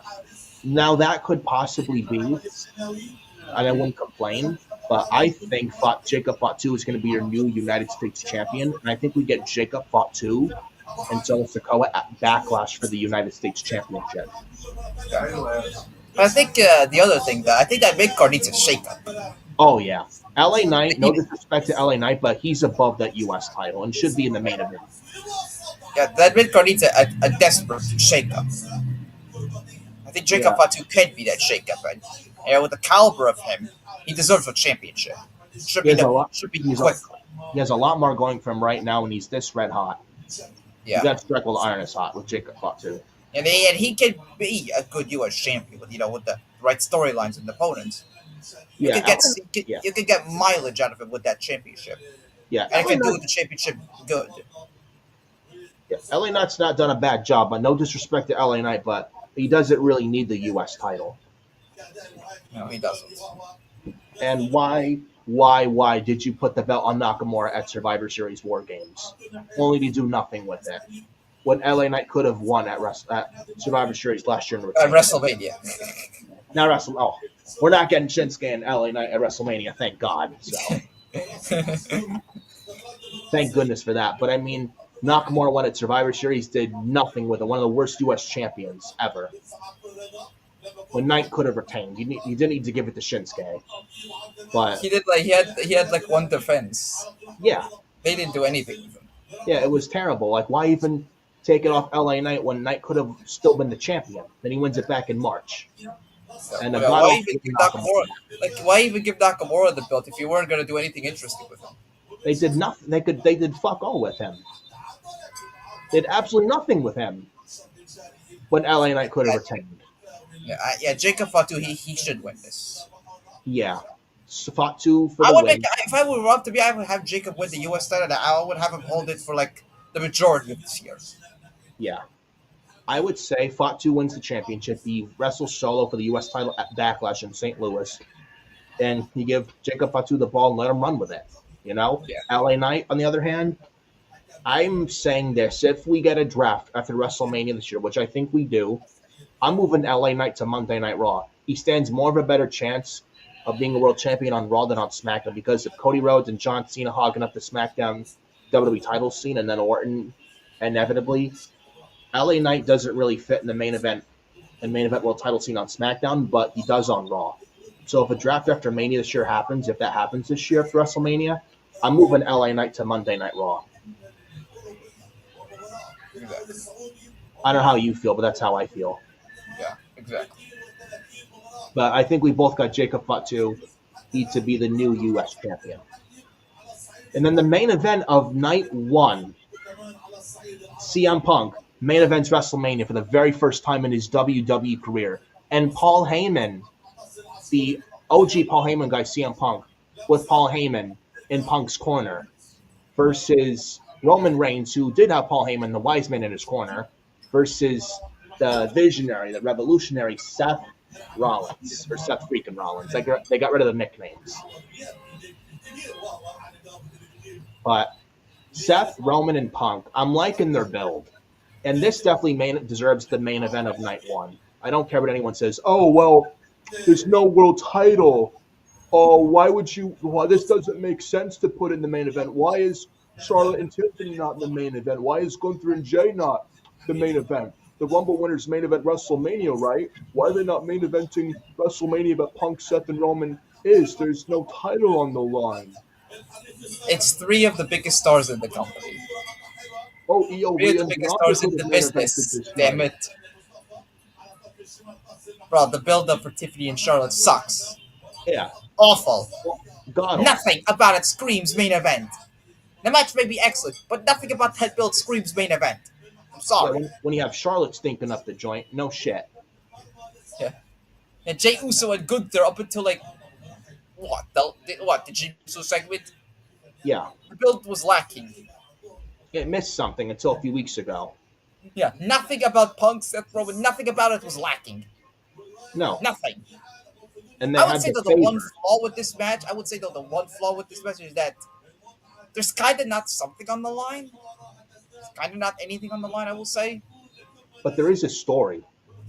Yeah, there is a storyline to it, but there's kind of not something on the line. I wish it was, maybe a number one contenders match for the WWE Championship. And not just, whoever wins gets Paul Heyman. I mean, Heyman's integral to this angle, but I wish something was on the line. Or you could have had this match be a Paul Heyman on a Paul match. Yeah, come on now, bro. Just saying. Just Come on, saying. now, but Paul, how is Paul Heyman gonna be up? How is Paul Heyman gonna be up there in the heavens? That was my joke. Yeah. By the way, yeah. Mitch in the house, guys. Yeah. How are you gonna unhook Paul Heyman? How are you gonna do that? I don't know, Miss Cage, something? I don't know. Give me something. Yeah, but I would say that I've been liking the segments between them. And the last Monday, with Rollins giving Punk a curb stomp. And then Seth says to Payman, now you owe me a favor. Yeah, man, Paul Heyman, he owes everybody a favor. He's got to manage to see a Punk and Mania. Raw in the Garden. Reigns is angry. You had Raw in Seth the Rollins Garden. wants a favor. Yeah, then you had Raw and MSG last month where I was there live, and Punk versus Rollins in a cage match. Reigns returned for the first time since the Rumble when he got curb stomped by Seth at the Rumble in Indianapolis, and he destroys Seth and he destroys Punk when Punk is interacting with Heyman. Then you have the SmackDown in London during the UK tour where Heyman was crying to Punk, you're closing night one because you're going to main event WrestleMania, and he was shedding a tear. And then Punk said, Heyman, that's not the favor. And then I think it was SmackDown, was it? In Chicago? Yeah, the SmackDown Chicago last week, where Punk's revealed the favor that Heyman was going to be in Punk's corner at WrestleMania, and Reigns is like, this guy's joking. Tell me he's lying. Then Reigns is all angry at Heyman. I made you relevant. And Punk hit Roman with the GTS, and Seth's sitting there laughing his ass off like a fucking schoolgirl. We got Roman Reigns this Monday on Raw showing up. I'm actually very excited for this triple threat, and this could go either way. So I'm very, very intrigued. Highly. I was gonna say this though nothing. A deserved main event for Punk. I want to. Yeah, his deserved main event. He should have main evented his first WWE run. Either I know he had Rock and Cena at WrestleMania 28, but I mean Punk and Jericho could have realistically main evented, or if not that, you know how we got Rock and Cena Part 2 for the WWE title in New Jersey and MetLife at WrestleMania 29? That should have been triple threat involving Punk. I know Cena and Rock Part 2 at Mania was not good. It was not good. Terrible. That was where Rock got injured too. Yeah, he tore all of his muscles in the match, like 5 minutes into it. And that was right before Punk ended his 434-day reign as WWE champion, and The Rock took the belt off Punk at the Rumble. And they basically spammed finishers, pretty much. Yeah. Remember when The Rock beat Punk for the title at the 2013 Royal Rumble, which that should have never happened. Looking back, that was a dumb move. Like, why? It was a dumb move then. Like, it was even a dumb move that Punk should have head into WrestleMania as the champion. Oh, we got CM Punk and The Undertaker. Punk should have been in the Cena and Rock match. Hands down. Yeah, facts. Yeah. And Cena and Rock was god-awful. Punk in there would have made or the if match they were better. going to do Rock and Cena, if they were hell-bent on doing this rematch, they should have just had Punk and Taker. Title versus streak, and that should have closed the show. Yeah. Or if you wanted Punk, or if you want a new WWE champion at WrestleMania so bad that year in 2013, have Punk beat Rock at the 2013 Rumble, and Punk goes into Mania 29 as the champion, and Punk defends the belt against Rock and Cena at WrestleMania 29, and Punk could drop the title, but Cena pins Rock to win. Yeah. You could have done that instead of what we got. Anything would be better than Cena versus Rock in the main event. Twice in a lifetime. It was a clusterfuck. Yeah. It was an utter clusterfuck. But deserved main event for Punk. Finally, he's getting his WrestleMania main event he deserves. Even if it's not for a title, it doesn't matter. And I'm liking the story they're doing. And this may have, and this is not just that. This may have ramifications after WrestleMania. This may have ramifications on the WWE title scene. Yes. Now, I'm actually thinking this. And Mitch brought this up. I was thinking CM Punk to win. And I think Cena beats Cody Night 2. We get Cena and Punk at SummerSlam and MetLife for the title. We get Summer at Punk Part 2. Punk beats Cena for the WWE title in New Jersey at SummerSlam. So I think we still get that somehow, some way. But I was going to go Punk winning this triple threat. He could. Now I'm going Punk to win. However, they may pull a swerve. You know, Heyman's been the tug of war between Punk and Reigns. Nobody's talking about Seth.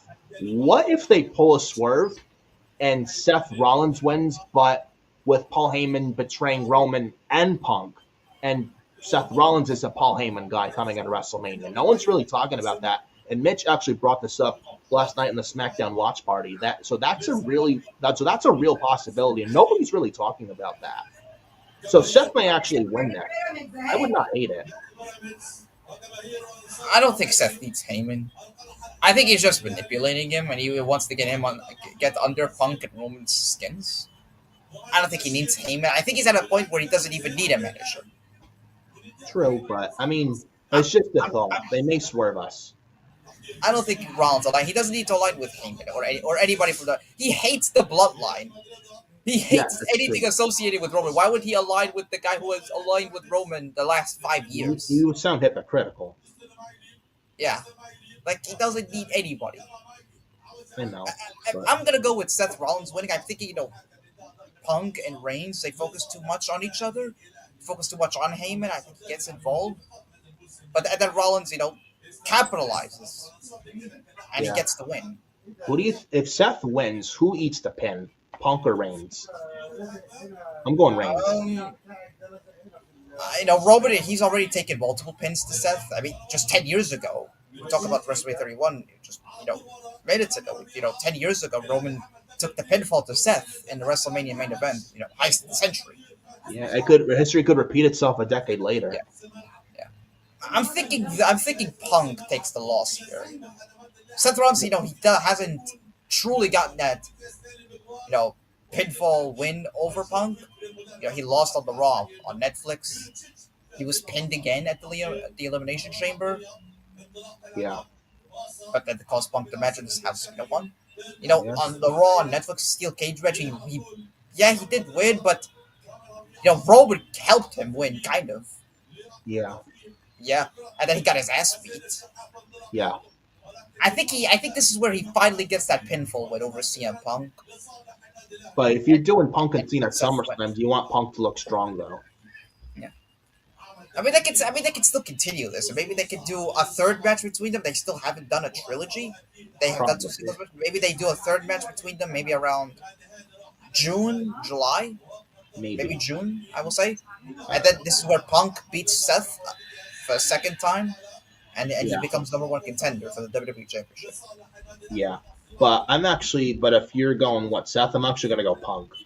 Yeah, I'm gonna go with Seth. All right.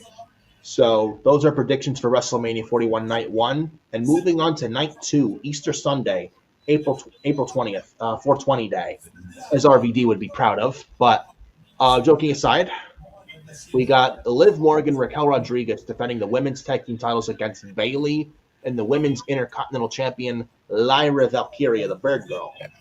Yeah. Birdly. Yes. And her role model. Yeah. They had a good match for the women's IC title this past Monday on Raw. Very good match. I don't know what happened.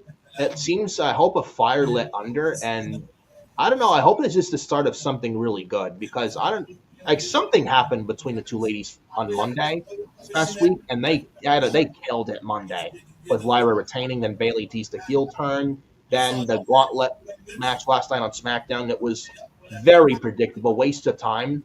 Though we got the two last final teams, Alba and Piper versus Alba Fire, Piper Niven of the Secret Harvest, they're calling, with Chelsea Green against Lyra and Bayley. The final two teams of those two teams, really, the gauntlet was predictable and boring until it picked up towards the final two teams.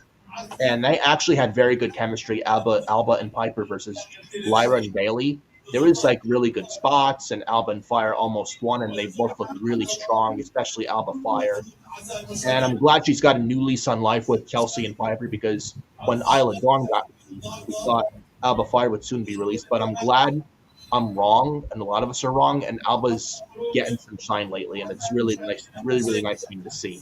And she's a very underrated wrestler. She was Kaylee Ray in NXT UK, so I'm glad she's getting some shine right now on SmackDown with Piper Niven and Chelsea Green, the women's US champion. Lyra and Bayley, man, they looked great last night too. Lyra got some nice reaction, got over last night, and Lyra got the hot tag, and she got the pin. Fans were into Lyra and Bayley, more so Lyra, and they're in this women's tag title match at WrestleMania. I don't think this was the original plan, though. I think Roxanne Perez and Bayley was going to be the plan. Something changed somehow, some way. maybe we were going to get Becky Lynch and Lyra Valkyria for the women's IC title, and something may have changed. Maybe Becky Lynch wanted to spend more time with their child, Drew. And now I'm hearing rumors that Becky Lynch is retired from wrestling. Maybe he'll come back one day, but not now. I don't know if Becky Lynch is really retired, though. There is no retirements. There is no retirements when it comes to wrestling. She said, quote, "I'm not wrestling anymore." Apparently. I read earlier today, this morning. Retirements. Yeah, literally. Like she said, "I'm done wrestling." Tell me a bigger joke than a wrestling retire. Tell me a bigger joke than a wrestling retire. It's quote, "It's WrestleMania season, isn't it? I'm not wrestling anymore. Maybe one day, but not right now." On via the Ultimate Improved show. There's no bigger joke in wrestling than a retirement. Nobody retires. I can't. There's no way. I can't believe that for a sec. Nah, unless you're Sting or Batista, you're not retired. Nobody retires. The only way people retire is if their bodies break. Right. Maybe they still save Becky Lynch for the Raw after Mania. Who knows? I hope that's still the case. But I thought we'd get Becky and Lyra, and things must have changed somehow, some way. But we get this women's tag title match instead. The women's tag team titles are worthless. They don't mean jack shit. Waste of time. But I think Liv and Raquel do retain in this match. There's no reason for Bayley and Lyra to lose. I think Bayley will eat the pin. No reason to lose.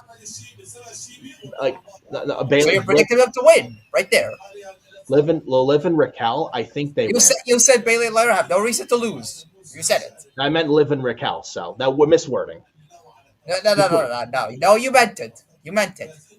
All right. Yeah, just kidding. But yeah. But I think Liv and Raquel win and retain the tag titles over Lyra and Bayley.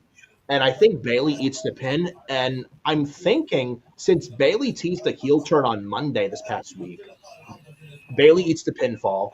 And maybe we get Bayley turning heel, attacking Lyra on the Raw after Mania. And we get Bayley versus Lyra Part 3 at Backlash for the women's IC title. Just a thought.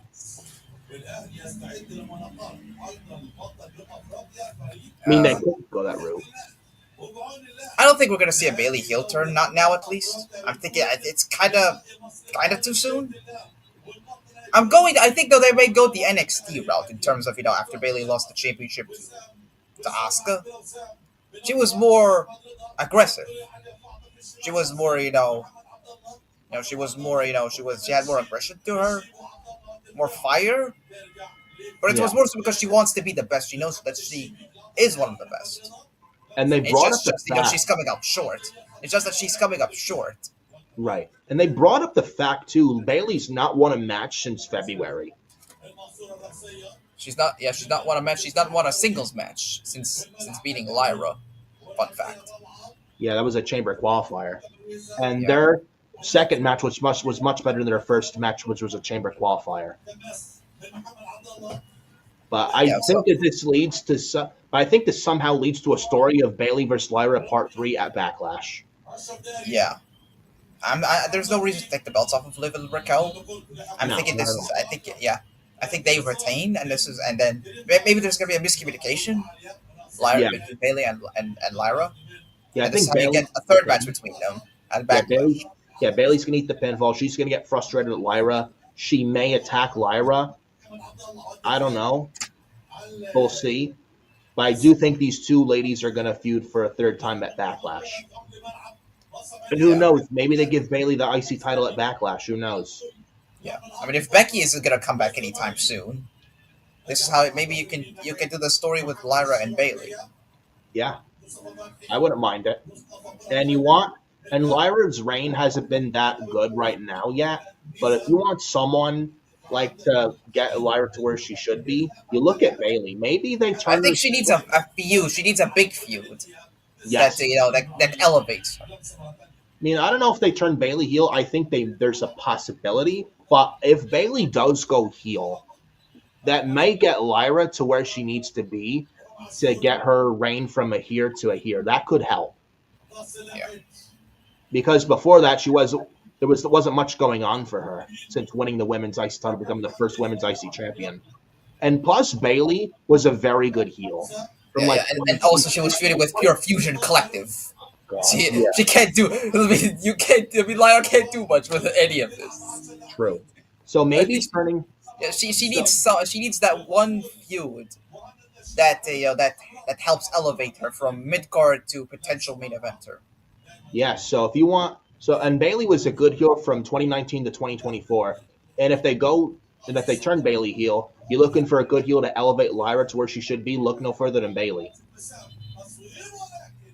So, Liv and Raquel are going to retain.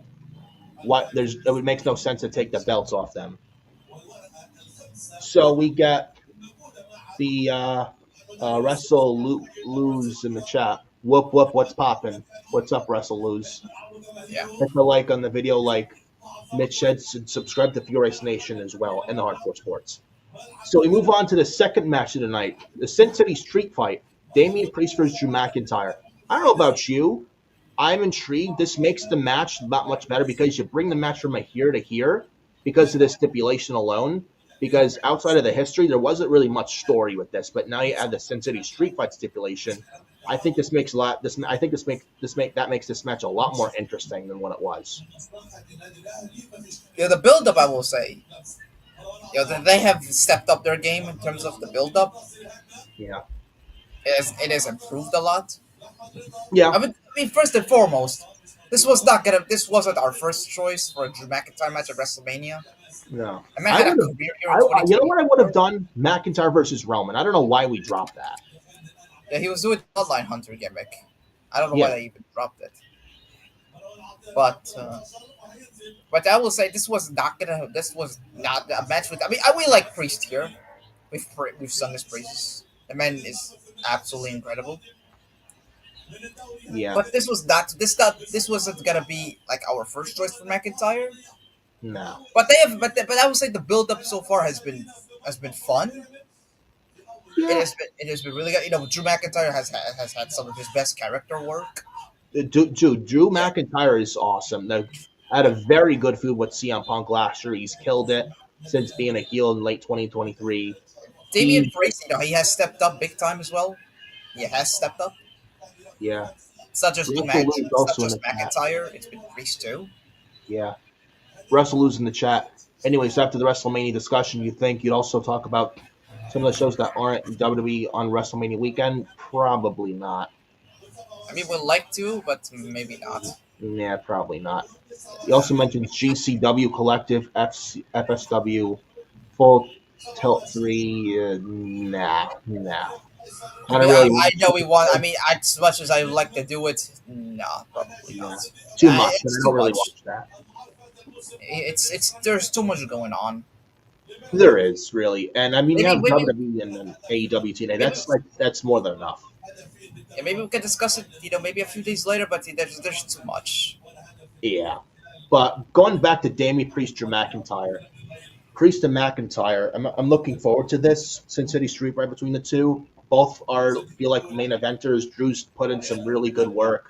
He should be a WWE champion in the next year or two. He deserves it. He's done great work. And I will say though, for as much, though this would not have been the match we would have wanted back there, there's a story there at the very least. There's a history between Priest and McIntyre. Yeah. Starting, WrestleMania 40. Yes. Damian Priest cashed his Money in the Bank, and they fought in Drew's home country last June in Glasgow. They did take a 6-month block break from it, but I mean, you add this street fight, you're making the match at Mania that much better and more interesting. I think this may end up being one of the show stealers on this card. Yes, I agree. And the whole WrestleMania weekend, this may end up being one of the show stealers. Yeah, I would say do not sleep on this match, people. Definitely do not sleep on this match. Yeah, I think it could steal a show. I think it could be legit banger on night 2 WrestleMania. And they've done some nice angles where Drew McIntyre getting chokeslammed on real glass. Shots at Jack Perry in AEW, real Glasgow, Crimea River. CM Punk, he was watching it. This is the word. This is the fact. CM Punk is the most dangerous man in London. If somebody goes through real glass, you damn sure know he was there. and then only for him to shove Jack Perry and put him in the headlock at All In Wembley 2 years ago. Who knows? Maybe he put Damian Priest in a headlock. Maybe he put him to sleep. And then Tony You don't Khan said he was fearing for his life. This is so funny. Well, Triple H wouldn't be fearing for his life, though. He's not Tony Khan. Yeah, maybe Damian Priest, he was put to sleep after he put McIntyre through glass. Maybe Buck put him to sleep. You never know. He hit him with the GTS. Yeah. I don't know. You never know. Then Drew McIntyre's wearing an eye patch like a pirate. He takes it off after destroying Priest on the outside with the steel steps last night on SmackDown, and we get this match official for night 2. I'm going Drew McIntyre to win this match. Yeah. I don't know about you. Same thing. Yeah, I'm going with McIntyre too. I think he needs this win. He's lost. Yeah. He's lost to Damian Priest like twice. He was eliminated from the Rumble and shapered by Priest. I think he needs. I think this is a must win for McIntyre. Yeah, and he's moved to SmackDown. That's like they have nothing for him right now. Yeah, I mean Damian Priest has got the better of him every time they've wrestled, and also Money in the Bank. McIntyre cashed in Money in the Bank just to then, just to get pinned by Priest. And he failed to cash it. Yeah, I think this is a win for McIntyre. Damian Priest will be fine. This is a big spot for him on the Mania card in a singles match. I'm thinking, if I remember correctly, this is Damian Priest's first singles match at WrestleMania. Legitimate match, not a cash-in. The cash-in went like 10 seconds. Yeah. It ended after one move. Yeah. This is a big deal for Damian Priest, and he feels he's coming to his own. He feels and looks like a legit main event guy. He's done decent for himself since coming to SmackDown earlier this year after his feud with the Judgment Day on Raw and Finn Balor on Raw. But I feel McIntyre needs this win more than Priest. Priest will be just fine if he loses to McIntyre. And I don't think this is over between these two at WrestleMania. I feel a lot of these matches on both nights. A lot of these matches on both nights is not going to be a one and done. I'm thinking this should be over. I mean, they've built this. It's been building for a year now. They've been fought and they've feuded for a year now. I think this is where they should end it. And you give Drew McIntyre the win. Who knows? But I'm going Drew to win as he should. And you say the same thing as well. Intercontinental title, Fatal 4-Way, Braun Breaker, Dominic Mysterio, no longer Dirty Dom, they got rid of that nickname, versus Finn Balor versus Zero Miedo Penta. I would have preferred Braun Breaker and Penta for the IC title one-on-one than Balor and Dominic one-on-one by themselves with no IC title involved. But we got this Fatal 4-Way. Is it lazy? Yes. Could it have been different? Yes. Should this be a good match? Am I going to complain so much? No, because this possibly will be a banger match. This probably will be a good match. This could also steal the show on night 2. If you look at night 2, if you look at the night 2 card in general, a lot of these matches, most of them could be the show stealers. Yeah, I feel like night 2 looks a lot more promising, looks a lot better than night 1. Yeah. I'm going to be brutally honest. I'm liking night 2 a lot better than night 1. But we got this Fatal 4-Way. I was trying to tell Mitch that we're not going to get this match, we're not going to get this Fatal 4-Way, but I will admit I was wrong and Mitch was right. We got this match as a Fatal 4-Way at WrestleMania for the Intercontinental title. But nonetheless, Braun Breaker's been great. He killed Carlito with a spear last week on Raw. Still watched that several times. Yeah. That spear was cool. We're inevitably getting Goldberg and Braun Breaker in Goldberg's retirement match. It's coming.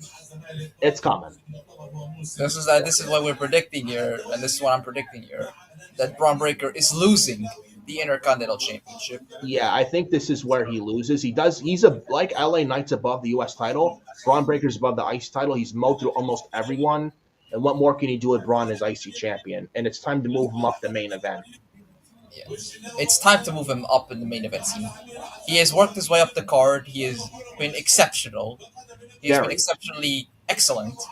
The guy's a stud. He's a future world champion. He's been on the main roster for a year, and you see where the man's at now, and he's absolutely been fucking killing it. and him losing the title is okay. He will be more than fine because you're gonna I'm move. gonna say with You know what I I mean? will say just like we predicted with the NXT title match, Oba, Javon, and Trick, and Yes. how we don't think Oba's gonna he's not gonna take the fall. He will lose the belt, but he's not gonna take the loss. Nah. I'm thinking it's the same. I'm thinking the same thing here with the IC title match. I think Braun will lose the title, but I don't think he will take the pinfall loss. Nah. I don't Yeah, think yeah, he's yeah, gonna yeah. No, take I the agree. loss to lose. He doesn't have to be pinned to lose. No, because I think they're gonna move him up to bigger and better things. He could retire Goldberg and Goldberg's retirement match. I'm predicting he may even take. If Jey Uso's going to be world champion from WrestleMania to SummerSlam, I'm predicting Braun Breaker at SummerSlam to beat Jey Uso for the world title, take the world title off of Jey Uso. Yeah. That's what I'm going with. It's a shame they're not doing King of the Ring this year. I don't know if they still do it after the summer, but I mean, if they would have done King of the Ring this late spring, I would have had Braun Breaker win the King of the Ring and get Jey Uso that way for the world title at SummerSlam. But I still think we still could possibly get that match at SummerSlam. But either way, I think Braun Breaker is going to be world champion by the end of the year. But Braun Breaker is going to lose the IC title. I predict that too. He won't eat the fall. Penta, I don't think wins. He could. It's his first Mania. I mean, he could win, but I don't yeah. think he would. If he wins, I wouldn't be mad. It's But his I first don't. WrestleMania match. All he needs is like a great performance. It's his first Mania match, Yeah. and yeah, So would I be he mad can if steal he the still show. This match, if this could a potential best match of the night, a banger. All he What needs I to do is would, just look good and get the crowd behind him. yeah. Maybe What I would love to see and be intrigued by is Penta's WrestleMania entrance. How Tony fumbled Phoenix and Ricky Saints. Maybe he fumbled Penta, and I'd love to see Penta's WrestleMania entrance and Tony Khan cry a river. he could have a live performance. I mean, we haven't even mentioned who's gonna get live performances at WrestleMania. Maybe Penta has his own live performance. Yeah, the Seattle Miedo. And Penta's, they booked him so well since coming to WWE earlier this past January as well, a few months ago. But Penta, I don't think wins. Would I be mad if he wins? No. But do I think he wins? No. Finn Balor, I don't think he wins. What I'm predicting here, I think Dominic walks out as the Intercontinental Champion. Yeah, I actually think this is where Dominic turns on Balor and Balor's kicked out of Judgment Day. I think when Balor's about to win the title, Dominic's going to turn on Balor. Dominic's going to steal a pin. I think Dominic could pin Penta or Balor, and Dominic is the new IC champion at WrestleMania. I could see that. I think we get Dominic and Balor for the IC title at Backlash. And Dominic he has done good. I mean, I've praised him many times in his heel run. He's essentially one of the best heels, if not he's essentially the best heel in the entire business. Well, because he turned on his father, Rey Mysterio. No, not his father. He was never his father. He joined the Judgment Day and turned on Rey Mysterio, who did everything for his son. He hated his son. Rey Mysterio hit his son right in front of his mother before WrestleMania 2 years ago. Disgraceful. That was child abuse. Rey ripped him with the belt, and Michael Cole and his hatred for Dominic. This is why Grande Americano is better than Rey Mysterio. Grande Americano, he is a good human being. He would never sink this low. Yeah. He would never be selfish. No. But I think Dominic it's overdue. And Dominic has never won a singles title on the main roster. He's been He's been a North American champion, but that's a part of the NXT. But never, he's been a tag team champion, right? Yeah. Or has he not been a tag team champion? Oh yeah, yeah, he has with Ray, yeah. With Ray, yeah. Before he joined the Judgment Day, he's never been an IC champion or US champion. I could definitely see Dominic win the title, but steal a victory. Yeah. I think Dominic has not won a match in the last 3 WrestleManias. He's taken the loss. Yeah, he's lost to Rey Mysterio at WrestleMania 2 years in a row, last year and 2 years ago. Oh, and then he teamed with Ray, lost to The Miz and Logan Paul at WrestleMania 38 in Dallas, night 1. I was there live. Yeah. So, I think this is a must win for him. It's just like with McIntyre with and Priest. He's like McIntyre should win. I think this is a must win for Dom. I think he needs this win. He's like 0-3 at WrestleMania. Yeah, I think this is he needs a WrestleMania moment. and a win. Nope. Yeah, no better way than to win the IC title. I Same title think that again, this Ray is held. Same title that Eddie held. yeah, and I think this is where Finn Balor turns babyface and gets kicked out of the Judgment Day. Yeah. I think that starts Finn Balor's singles push. And I think there was a rumor WrestleVotes tweeted out late last year that 2025 was supposed to be Finn Balor's big singles run. I mean, He's hopefully. been in the company for 10 years, and I think they turn him face. Get him out of the Judgment Day. Dom wins this, and he pins Finn Balor. Yeah, either Balor or Penta eats the pin. I say Balor takes the pinfall. I don't think they pinned Penta a second time this quickly. I think he took a pinfall to Finn Balor just on Raw. And that was because of miscommunication. Yeah. But I think Balor, They're trying to protect it. when Balor, he's about to win, but then Dom turns on him, and Dom pins Balor. I mean, either way, Dominic's winning in this. I think he's winning the IC Championship. And Balor will be out of Judgment Day coming out of WrestleMania. So I'm going Dominic. You're going Dominic as well. Both of us got Dominic Mysterio on the board to become the brand new Intercontinental Champion. Next match, AJ Styles and Logan Paul, 1-on-1. They interact in the Royal Rumble, where AJ Styles came back from an injury. He was in the Rumble. He was eliminated by Logan Paul at the Rumble. AJ Styles via the transfer window moved from SmackDown to Raw. And they teased AJ Styles Braun Breaker for the IC title. They dropped that for whatever reason. Now we got AJ Styles Logan Paul at WrestleMania. What are your thoughts on this? I'm liking it, actually. It's not bad, but I don't know, not much of a story. I'm thinking this was just a way to get both of them on the WrestleMania card. Yeah. Logan, I mean, you're gonna have to get out. I mean, Logan was always gonna be on this show. Yeah. AJ, I don't know where you would have fitted him in outside of an IC title match with Breaker. Maybe. And this is a fresh matchup too. We haven't seen Logan and AJ before.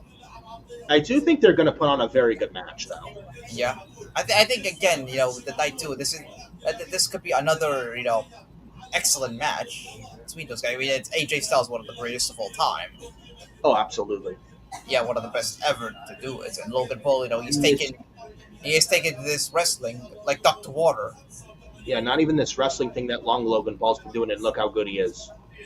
Yeah. But I will say, if I were to make a prediction, this match is gonna be really good. I think Logan may give one of AJ's best matches. AJ may give Logan one of his best matches ever. And I'm gonna go with AJ Styles to win this. Yeah, I was gonna say, yeah. If this is AJ Styles, looks like it's his last current contract, and it's gonna be with WWE. And if he's not gonna sign, he's gonna retire after this current deal. I think AJ Styles, it's smart to have him go. Yeah, I'm going with AJ to win this. Yeah, Logan Paul is sure going to bring the best out of AJ, and I think it's right AJ Styles wins. Are they going to kill it? Yes, but I think AJ Styles is going to beat Logan Paul. I think that's the right move. And if we're going to talk about later when it comes to the Cody Cena main event, I think AJ challenges for the WWE Championship shortly after. I don't know, but we'll see. When we talk about the main event, because we're going to talk about it later on. And I think AJ winning, and he will move back up into the title scene. Maybe we'll see, but depends on what they do with the draft after Mania this year. But I wouldn't mind AJ and Cena one last time at all. They have very good chemistry. They had a very good rivalry in 2016, 2017. So I would not mind one last time Styles versus Cena. But we'll see what happens. But the women's triple threat match for the women's world title, Io Sky versus Rhea Ripley versus Bianca Belair. I've been really liking what these three ladies have been doing so far as of late for the past several weeks on Raw. And Rhea Ripley is obviously great. Bianca Belair, she's away from the tag team scene with Naomi and Jade Cargill. Bianca Belair's finally become that Bianca that we knew and loved from NXT, slowly but surely showing some heel type of season as of late these past several weeks on Raw. And like I said, Rhea Ripley's great. Io Sky is awesome. One of the best talents they got on the roster overall. And she should have, honestly, Io Sky should have won the Rumble, not Charlotte. Or Bianca could have won, not Charlotte. You know? And then we get Bianca winning the Chamber. When it should have been Bianca win the Rumble, Charlotte win the Chamber. That would have been much better. I think Charlotte win the Rumble fucked up a lot of things for the women going into this year's WrestleMania, if I'm being brutally honest. But Bianca wins the Chamber. Rhea was the champion, but she dropped the title to Io on the Raw after the Chamber, and no one expected. Very happy for Io, and she's going into Mania. And for the second time, second straight. Yeah, second straight Mania in a row. Io Sky is going to WrestleMania as a champion. Last year, the women's champion against Bayley. This year's the women's world champion against Bianca Belair and Rhea Ripley. And man, Io, man, she's got a lot of momentum right now. So over, and like I said, best wrestler in the world, best female Japanese wrestler on the planet, best overall. She's absolutely awesome. She's incredible. Very high on Io Sky. Very happy she's world champion and she deserves it. Bianca's been doing great work. She's honestly, Rhea is the most over woman on WWE right now. It's not even funny. Hands down. Not even close. Not even close. No one even comes closer. She's the one over one. No one comes close to mommy. No one. But I'm liking what these three ladies have been doing. Io Sky, Rhea, and Bianca underestimating Io, and then all three getting exchanges, and then Rhea wants in WrestleMania. Rhea Ripley going to adversity because her terrible when Damian Priest is on SmackDown, Rhea's on Raw by herself without Damian Priest. Io winning the title was a great moment. We got Bianca involved with Rhea and Io. And Adam Pearce having a big old headache trying to control these three ladies. And Bianca's the referee with Io versus Rhea, and Bianca going for a double DQ a few weeks ago on Raw. We get this triple threat announced from Raw this past Monday. Triple threat announced for WrestleMania. I'm expecting this to be a very, very good match, and I think this should be definitely a real good one, and I'm looking forward to this. Rhea and Bianca, their build is a lot better than Charlotte's and Tiffany's feud. Don't at me. Facts. This is the facts. Charlotte, if you're going to sit there and say Charlotte and Tiffany's a better feud, you're lying. It's a better build, you're lying to yourself. Io, Bianca, and Rhea has blown Charlotte and Tiffany out of the fucking water. This is what Charlotte and Tiffany should be, but Charlotte just doesn't care. It's the same segments every week. That's the problem. Yeah. Rhea, Io, and there was Bianca. No excitement aside from their shoots going off script. There was nothing exciting about that match. Tiffany, wake up! Oh, Tiffy time! Tiffany, can I hear you, Tiffy? Like, what is this? That's not good dialogue, Charlotte. What is this voice? It just looks awful. God awful television. Channel changing fucking garbage. With Charlotte on. That's how bad Charlotte Flair is. But Io, Rhea, and Bianca, much better build. And you don't see those three ladies go into business for themselves, unlike Charlotte. But Io, Rhea, and Bianca. I mean, you can go either way with both matches. I think both matches will be excellent. Both women's matches. I hope the build-up. I mean, the women's WWE women's title match build-up, hasn't been the most exciting. But I think that they'll knock it out of WrestleMania. We can see two of the best women's matches in Mania history. We could. With Charlotte and Tiffany, and then the women's three-way. Yeah, but I think Io retained here. Yeah, same thing. Yeah, I'm predicting the same. Io Sky the story heading into the show is that Rhea and Bianca, they're underestimating Io. Yes, and Io feels like third wheel according to Rhea and Bianca. They're so focused on each other that they're forgetting all about Io. Yeah. Rhea is pissed off. She blames Bianca for why she's not the champion anymore, even though she focused on her more than winning the match. Yeah, but Io Sky, since she just won the championship, Io Sky, I think, retains. There's no reason whatsoever to take the belt off Io. It's stupid to take it off of her. Rhea doesn't need it. She's over. I don't think she really needs to win. I don't think she really needs a title right now. Bianca, you could, but I think Io's the right choice. And another thing to consider, Bianca Belair is undefeated at WrestleMania. Is Bianca when considering that statistic, or does Bianca lose, or lose but not eating the pinfall? I'm thinking Rhea's taking that pinfall. Yeah. If they're gonna have Bianca lose at WrestleMania, it should be a one-on-one match, not a three-way. So if she loses, so Bianca loses at WrestleMania in the triple threat. She's not eating the pinfall. Rhea ends up eating the fall. So that could still have Bianca come out and say, though I lost triple threat, I wasn't pinned, so I'm still undefeated at WrestleMania. Bianca can bring that up after WrestleMania this year, right there. Yeah, you keep the championship on Io until at the least Evolution. Yeah, at the very least, she should get a longer run. Yeah, and I think Io Sky deserves a legit reign with the title. Yeah. And I'm just gonna throw this random thing out here right now. Io Sky is world champion. So far, is a lot better than her women's title reign from 2 years ago until WrestleMania last year, in my opinion. I don't think her women's title reign when she was in Damage Control was that good. Honestly, her title reign was pretty much like built around that storyline.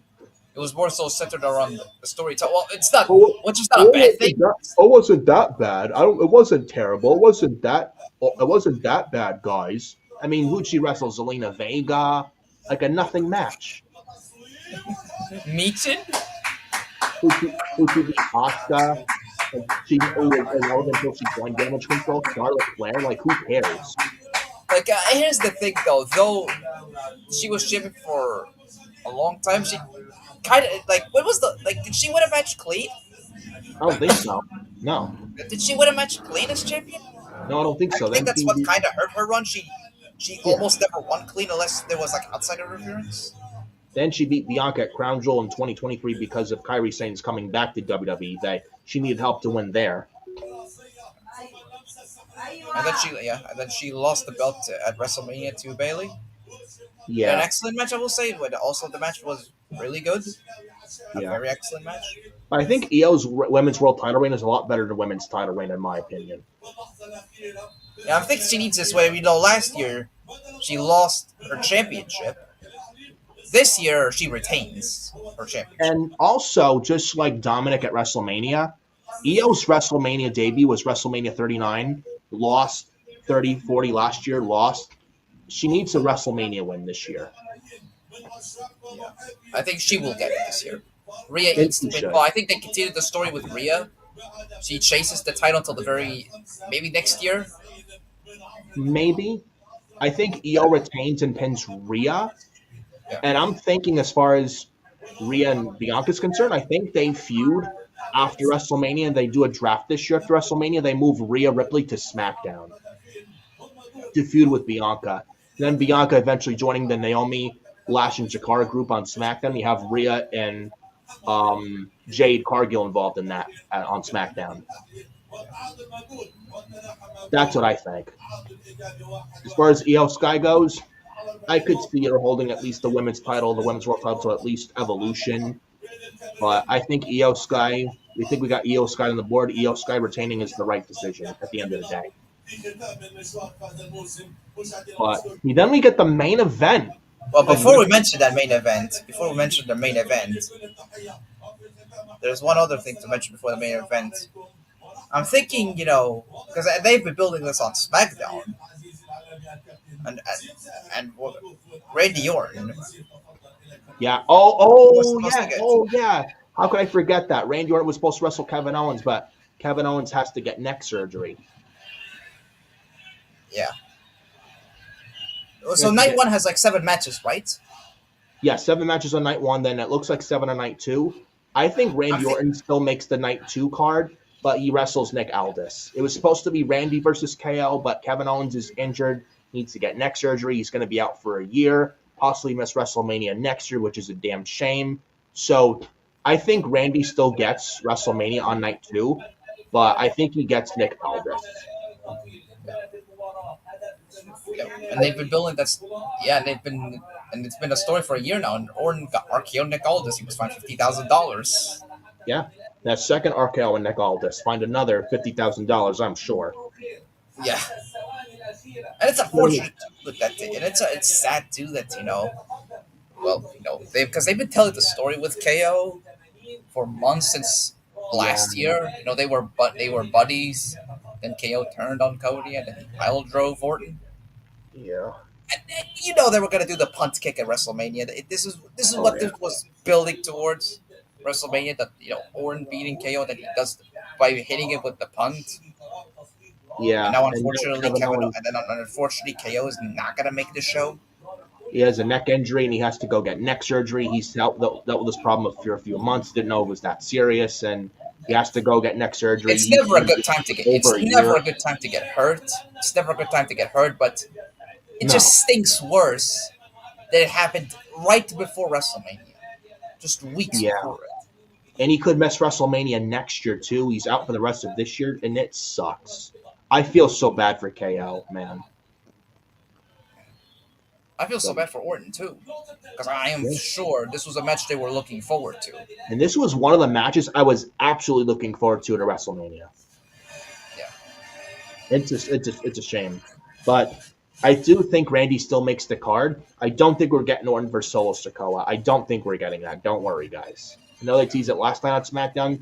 There's no way they're doing that for WrestleMania. No. What I do think Randy Orton gets at WrestleMania is a match with Nick Aldis. I think Nick Aldis is getting out of the GM role and transitioning from the GM role on SmackDown to a full-time wrestler on the Blue Brand. And we get Nick Aldis versus Randy Orton at WrestleMania. Yeah, and we're gonna get this is gonna be the seventh match on night two. We've already got 7 on night one. I think Yeah. this is gonna be the 7th match on night two. If anything, I'm gonna say this may end up being the semi-main event of night two. Yeah. And I Or think all night, all night, he just wants his WrestleMania match. And he's still pissed. He's looking for an opponent. yeah. And But then Nick Aldis, on the final SmackDown before Mania, he gets attacked by Nick Aldis.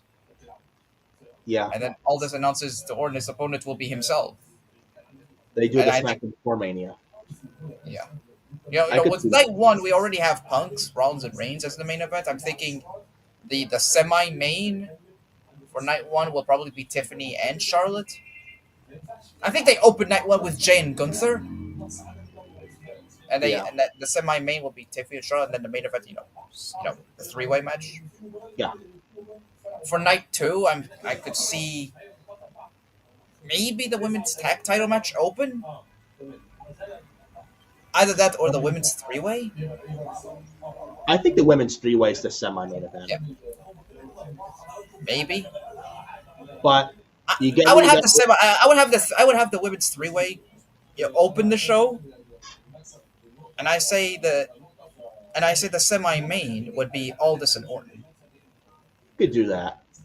You could do that, and I think Aldis gets in the ring. He's 36 years old, and he's a very good wrestler. He could cut a promo. He's good in the ring. And you talk about a good heel that SmackDown could use. Look no further than Nick Aldis, and I think this is where you start getting him out of that GM role and starting to transition from that to an in-ring full-time wrestler on the SmackDown brand and roster. And honestly, I think it's about time we do that. And I think people know him more now than they did before he came in.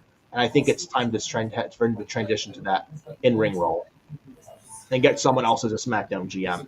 I think either Paige, Gail Kim, or William Regal would be a very good fit to replace Nick Aldis as a SmackDown general manager, in my opinion. Yeah, right there. So if that match happens, I'm predicting that Randy Orton gets the win. Yeah. I mean, he was going to win against KO. I mean, he was going to get a win anyway against KO. This is what they were Yeah. building to, but Yeah. obviously KO's not going to make the show. I think they put Nick Aldis in there, and he puts over Randy Orton the way that Kevin Owens was going to. Yeah. And I think a loss to Randy will do no harm at all to Nick Aldis. He'll be fine. If anything, this will be a good first impression for Aldis. This is his first WWE match ever, Yeah. and if he does good in there, and if the match turns out really good, you're off to the races with him. And I if think this is a Randy, good way to introduce him as a wrestler. I mean, they know him already as a GM. He's done a great job in that role. I think it's time for the audience to get introduced to him from an in ring point of view. Yeah. From, And from a wrestler standpoint. if Randy Orton is going for the WWE title at Backlash against Cody or Cena, Randy should win this match. Because he's calling for number 15 at Backlash. So Randy Orton and Nick Aldis WrestleMania night 2. Randy Orton goes over Nick Aldis, and Nick Aldis has a very good showing. So we then go to the main event now tonight to WrestleMania 41 on Easter Sunday. John Cena versus Cody Rhodes for the WWE Championship. John Cena's last WrestleMania, part of his retirement year tour. Cena won the Chamber, turned heel for the first time since 03, and no one ever thought Cena would ever go heel, myself included. He was a babyface for over 2 decades. He thought this man would never, ever go heel again. And he had the Chamber where The Rock wanted Cody Rhodes' soul. The final boss wanted Cody Rhodes' soul. And Cody said, "Hey, Rock, go fuck yourself." And thrown out the Chamber. That was incredible. Incredible. That's then Cena called him Cody. He's like, and The Rock. Then John Cena low blows Cody. He busts Cody open. Cena cuts some really good promos, talking shit to the fans. I've been in an abusive relationship and I'm breaking up with all of you fans. What do we get? What do we get? You get nothing. The fans are evil. I'm going to ruin pro wrestling at WrestleMania. And then Cena calling Cody a Nepo baby and saying, "Cody, you just take money from the kids." Or I make empires for billionaires while you just take money from their kids. During the UK tour, a nice build. And then I know, and they did a one-on-one segment. Yeah, they did the one-on-one segment finally, where they got physical. Yes, when Cena got a crossroads from the champion Cody Rhodes. And then just yesterday on SmackDown, Cody, he introduced every single WWE championship in including the spinner belt. Yeah, the title synonymous with Cena. Yeah, including the spinner belt, man. But I mean, I'm sold on their match for WrestleMania. A very nice build between the two. But I do have to give some criticisms. Where's The Rock in this? And man, Cody Rhodes is holding a lot. He's carrying a lot of the heavy load. I know it's not fair to Cody. I mean, he's our top guy. I get it. But he deserves a break. Like, he's doing the past couple years, Cody's wrestling Cody Rhodes at WrestleMania wrestling a part-timer, and Cody Rhodes has to do a lot of the heavy lifting load. And I feel for Cody that he needs a break. I'm hoping next year's Mania, I'm hoping this year's Mania is the last time Cody's against a part-timer. Next year's Mania, Cody Rhodes is up against a full-time guy. Yeah, well, Cena's going to be wrestling. He's going to be showing up on SmackDown next week. Yes, the go-home the night before WrestleMania, yeah. I'm hoping we get something more with that. We get physicality, like Cody Rhodes laid out by Cena, and I hope we get The Rock, because we've not gotten him since the Chamber. I don't know what that has to do with The Rock's movie schedule. I don't know, but we need The Rock. I presume The Rock will show up at WrestleMania. I'm thinking he will show up there. He will get involved he will get involved in the title match. Yeah, he honestly should, bro. Yeah, I mean, he should be there. He's not been seen since the Elimination Chamber. I mean, this WrestleMania, basically is built around him in a way, even when he's not wrestling. It makes you wonder if Rock vs. Cena at Mania was the original plan. Rock vs. Cody. Sorry. Yeah. If Rock vs. Cody for the title at Mania was the original plan, it makes you wonder. Maybe it was. I mean, they were building it for months. Yeah. But maybe The Rock's schedule got in the way. Then The Rock was that Bad Blood. He teased the 3. We didn't know what it meant until the Chamber. We're seeing it went heel. The Rock didn't show up on TV since. He's on the first Raw on Netflix sharing. He's drinking the vodka Wheatley with Cody Rhodes. It's like, what is this? Like, he made Cody's life a living hell. Now you're just friends. I'm like, what's going on here? Yeah, he made him fall into a trap. False sense of security. And he's like, Cody Rhodes, I don't want your championship. I want your soul. I want you to become my champion. It's corporate champion. And then Cena went heel at the Chamber. You had Travis Scott involved as well. You had Cody Rhodes just bleeding like a stump pig, and Rock with the weight belt shot to Cody, and then all this other stuff. Cena using the Rolex watch to hit Cody in the face with it, making Cody bleed. But I'm liking their build, but we need more and more of a more statement with the SmackDown the night before Mania next week with Cena there. We need physicality. Like, do something. Like, have Cody get destroyed by Cena. Maybe The Rock shows up. But we need something with that. I think they're gonna do something. I mean, this is pretty much the most hyped up match of the entire show. Because now you got babyface Cody and you got heel Cena. Yeah, I hope they do. Honestly, I hope. So yeah, But I trust them. I think they will do something with it. yeah, maybe I mean, they did bring up the spinner belt on SmackDown. they did. Yes, they This is definitely probably did. for a reason. There, you gotta keep an eye on it. Yeah, the little Easter egg right there. Yeah. So But if I were to predict, my prediction, I think there's only one outcome with this. I think there's like only one right outcome. yes, John Cena winning. yeah, He has to. you're not gonna turn John Cena heel at the Elimination Chamber in Toronto, Canada, on March 1st, only to have him lose to Cody Rhodes at WrestleMania. It makes They have no to sense. capitalize on this. They got to. And it's Cena's retirement year, so he gets to write his end story on his terms. Yeah. And if Vince And was the still in story- charge, by the way, Cena would never be a heel. Never. Cena wanted to be heel in 2012, but Vince said, nope, nope, it's not good for my business. Nope, nope, it would hurt my business. Nope, nope, think about the kids. Nope, nope, it would hurt WWE PR. Nope, nope, it would hurt my company. Nope, nope, can't do it. Yeah. I say yes because Cena turning heel. That would have been the death of WWE. Please. Yeah. Now they have a Cena top guy in Cody Rhodes now. Yeah. They have a plethora of over baby faces that they don't need Cena. No, Yeah, they don't. They don't need him as the top babyface. Nope. So now you turn Cena heel. And there's no way you turn Cena heel and you have him lose. No fucking way. Cena winning is the only right outcome.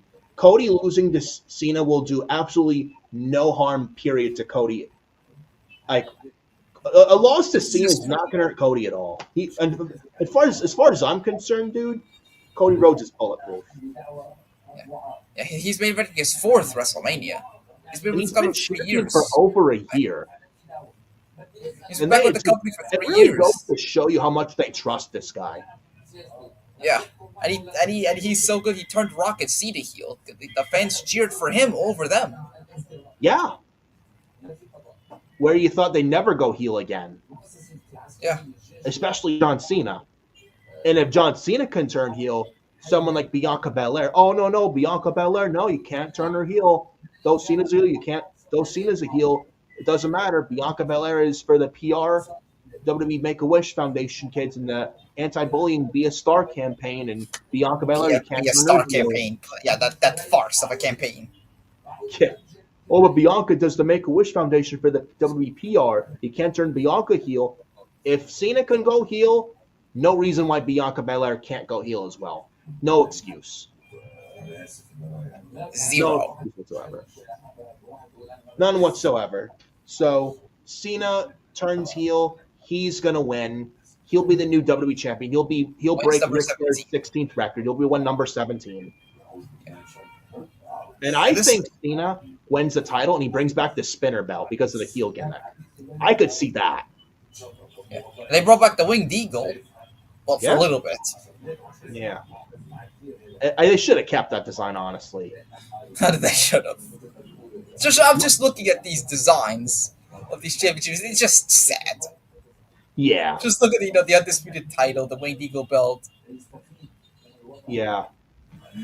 Just But- why? Like, can we replace the current? Like, it's not that the current version is terrible by any means. It's not. Far from it. But they're just the older versions just look better.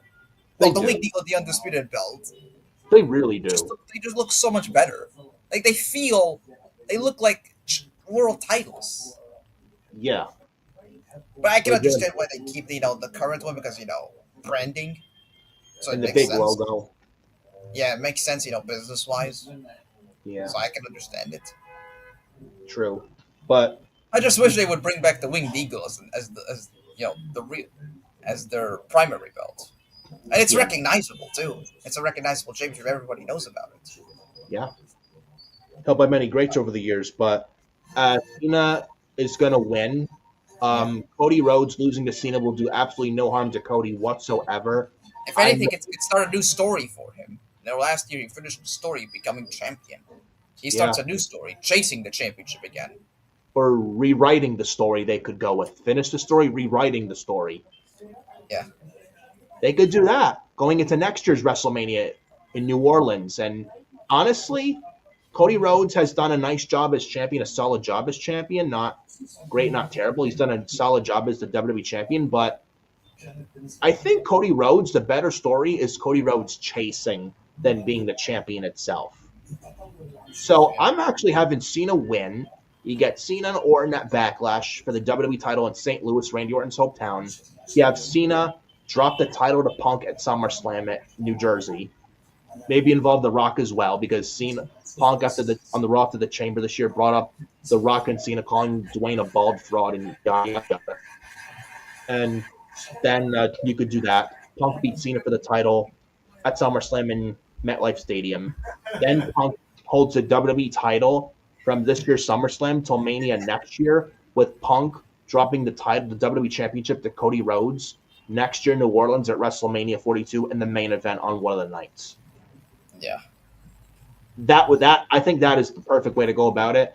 And you have Cody in the end win the belt back by beating Punk next year at Mania. And then in the meantime, throughout the rest of this year, have Randy go heel eventually, the later part of this year, and have him feud with Cody Rhodes throughout the rest of 2025, from the late 25 to the rest of this year. Yeah. I think that's the way to go about it. Maybe have Randy even be the one that retires Cena at the end of the year. Cena will lose the belt at SummerSlam. He's not Yeah. gonna have the belt for long, and then you have Cena maybe, Rock bullies him, and he's pissed. And this is where you can start Cena turning back face maybe in October. And Rock tells Cena, "You failed me, John. You're a disgrace. You're a disgrace to my company." They could do that, and they get sympathy for John Cena. Yeah. And then you have Cena and Orton in December. Yeah, and then Rock tries to influence Orton that, Orton, I've always saw something in you, unlike Cena, and maybe this leads to Randy going heel. Right there. Just a It's thought. I perfect. didn't even think of that just now. Yeah, I actually like that. Yeah. Two generation.